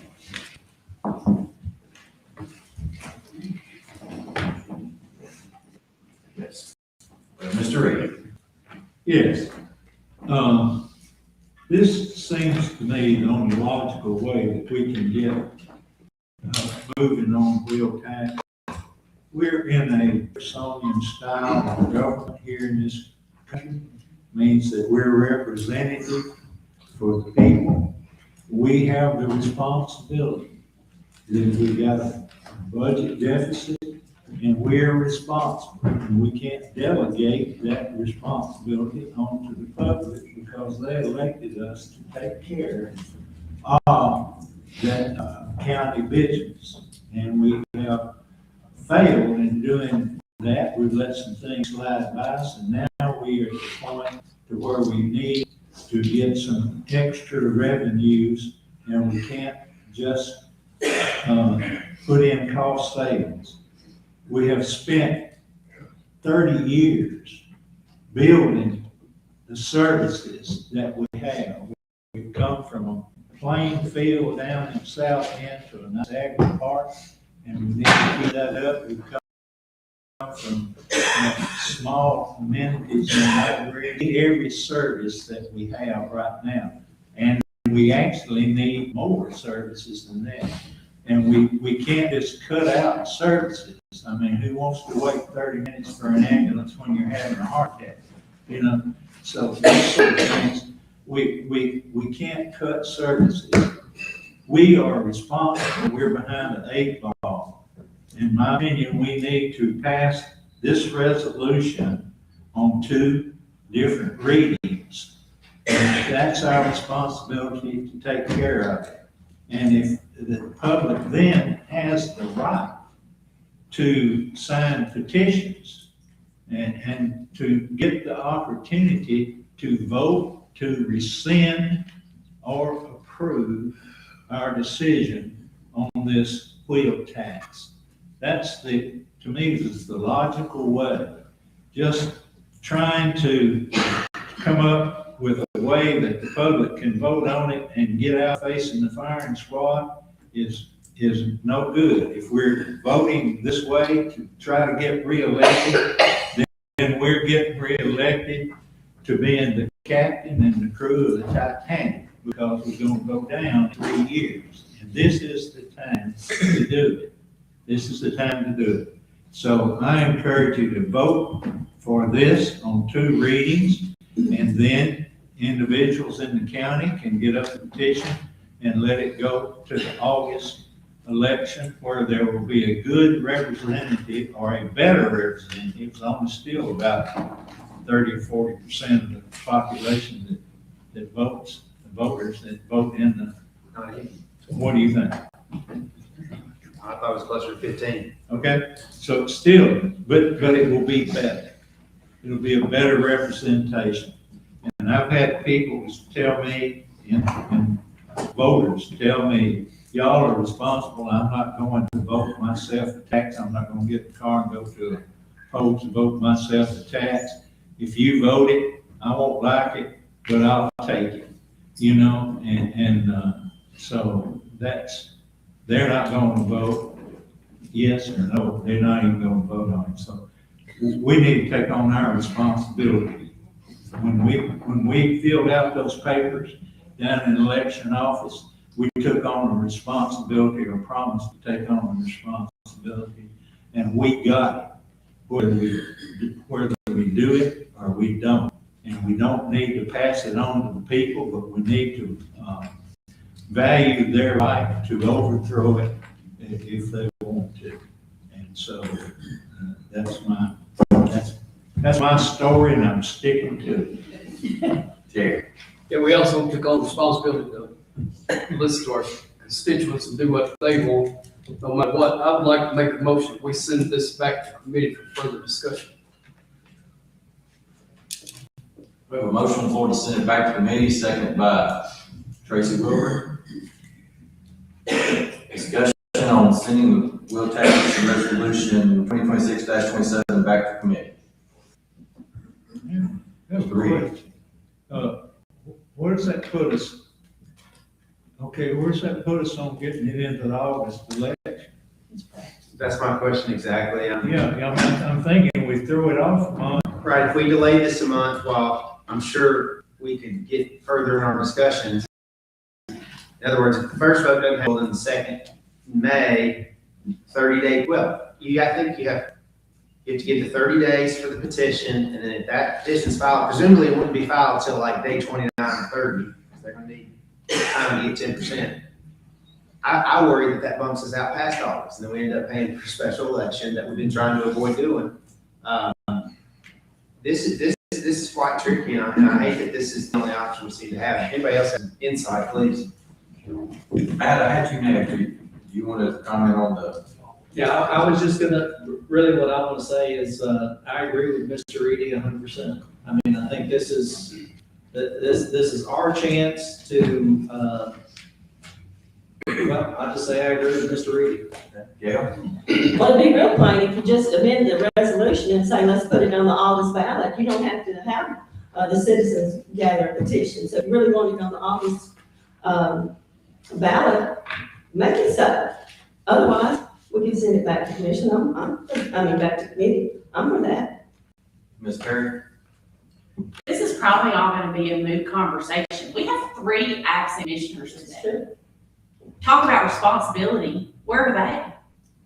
You know, this is a pretty big, important vote, and we have 3 people absent. That is more people we have absent my whole time on commission. Ms. Hopkins? First off, Caleb is stuck in Orlando because they canceled all the flights. So that's why he's not here. Okay. Not his choice. Yeah, it is a problem. We have 3 commissioners out, and this is difficult. However, the reason we're trying to do this and have this vote now is because if we have it now, we have enough time to vote on this twice, assuming it passes, and we have time for the 30 days to pass to find out whether there's going to be a referendum from the people to prevent this from occurring. And if they don't, they'll actually use this money on the upcoming budget. That was the whole purpose of this. The purpose isn't to get it on in August. The reason we were doing this is because we wanted to be able to plan on using this money this year so we could help balance our budget. That was the intent. It's also why it was changed from $50 to $60. We looked at the numbers, we came out where, in theory, assuming the budget didn't go up any, that balanced the budget in one fell swoop. So that was the purpose of this, and I hope you'll let us vote on it today. Thank you. Okay, our amendment on the floor is to send this back to committee. Carrie.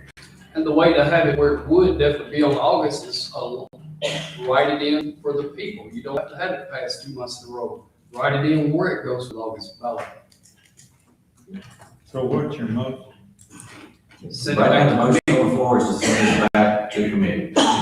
Mr. Doyle. The Jones have pointed out that all you have to do is put August in there. It is triggered by, from the day we vote on it. Even if it says, well, but don't hold it till August. It has to be 75 to 90 days when we vote on it. So I don't know that it's quite that simple. That's why we're sending it back to committee. Okay, any more discussion on sending referendum resolution 2026-27 back to committee? Roll call.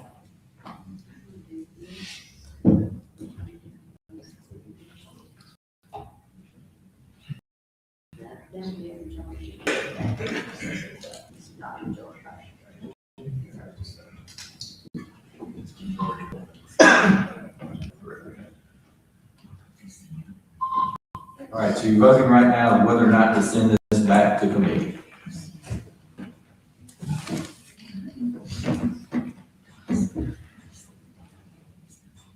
This will take a simple majority.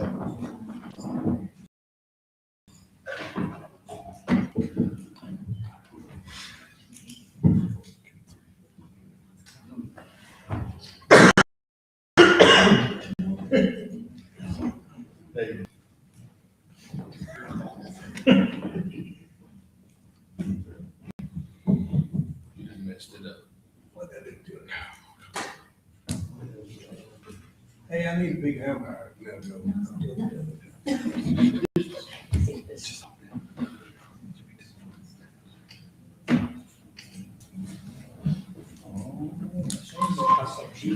Six ayes and 12 noes. Okay, so the motion sent it back to committee fails. We're now back to the original resolution authorizing the levy of the countywide motor vehicle privilege tax. Any more discussion? This will take a 2/3 vote. Mr. Bedore? It's a question on that 2/3 vote. Is it 2/3 of the people currently here? You know, we had two commissioners that started off here and then they. 2/3 of the 21. Of the 21. So we have to have 14.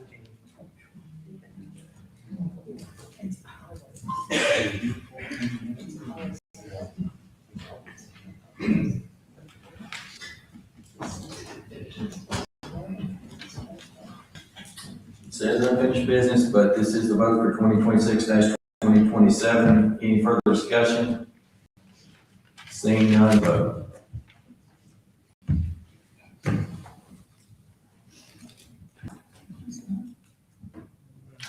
You can't vote, it's not your business.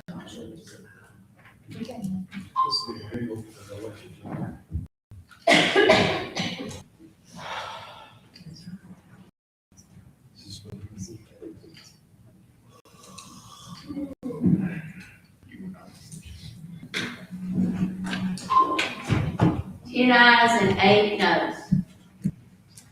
So that resolution fails. Just a minute, I want some good explanations of what some options are. Next order of business, unfinished Don't kill business. it. Do we have any unfinished business? Ms. Jones? In case some of the commissioners don't know, I know this is, hasn't really been talked about this term, but we have recording equipment in the annex, meeting room, where we could, record our committee meetings. And I just wanted to point, there's 11, commissioners who are really supporting, transparency. And I think it would be a good idea to look into that. It would also help, commissioners remember better, you know, give them a little memory tool. So I just want to point that out. Maybe we can discuss that in the proper committee, though I don't know which committee. We don't have a transparency committee, but maybe we need one. Food for thought. So that's all I have on that. Mr. Stowe, any recommendations on which committee that should go first? Probably legislative is having their committees. Evan, could you put that on the next agenda? I'm sorry, I was not here. Is this about the speakers? About recording our committee, with the equipment we currently have in the annex. Yeah, how do you put that? It's been done before. Require, so you mean create a rule requiring us to use equipment that we apparently already have. Yes. Okay. Is it on the first Friday of April? Any more unfinished business? Ms. Jones? Hey, I don't know if this is unfinished business or not. I would like to point out what Ms. Curry said was correct. If you look at the vote total right there, if some of the people had left, we'd probably be sitting here looking at something different, not assuming I know how they would have voted. But it is important, and I do understand Caleb's situation. I don't know what their situation, that would have totally changed everything. Any new business to come before the commission? Right. I don't have any announcements. Does anyone have any announcements? Ms. Jones? There's a public records committee meeting in the morning at 9 o'clock at the archives. Any department heads that have records that can be disposed of and they want to get them disposed of, might want to come to that meeting. All right. Motion adjourned by Milburn, second by Mr. Carter. All those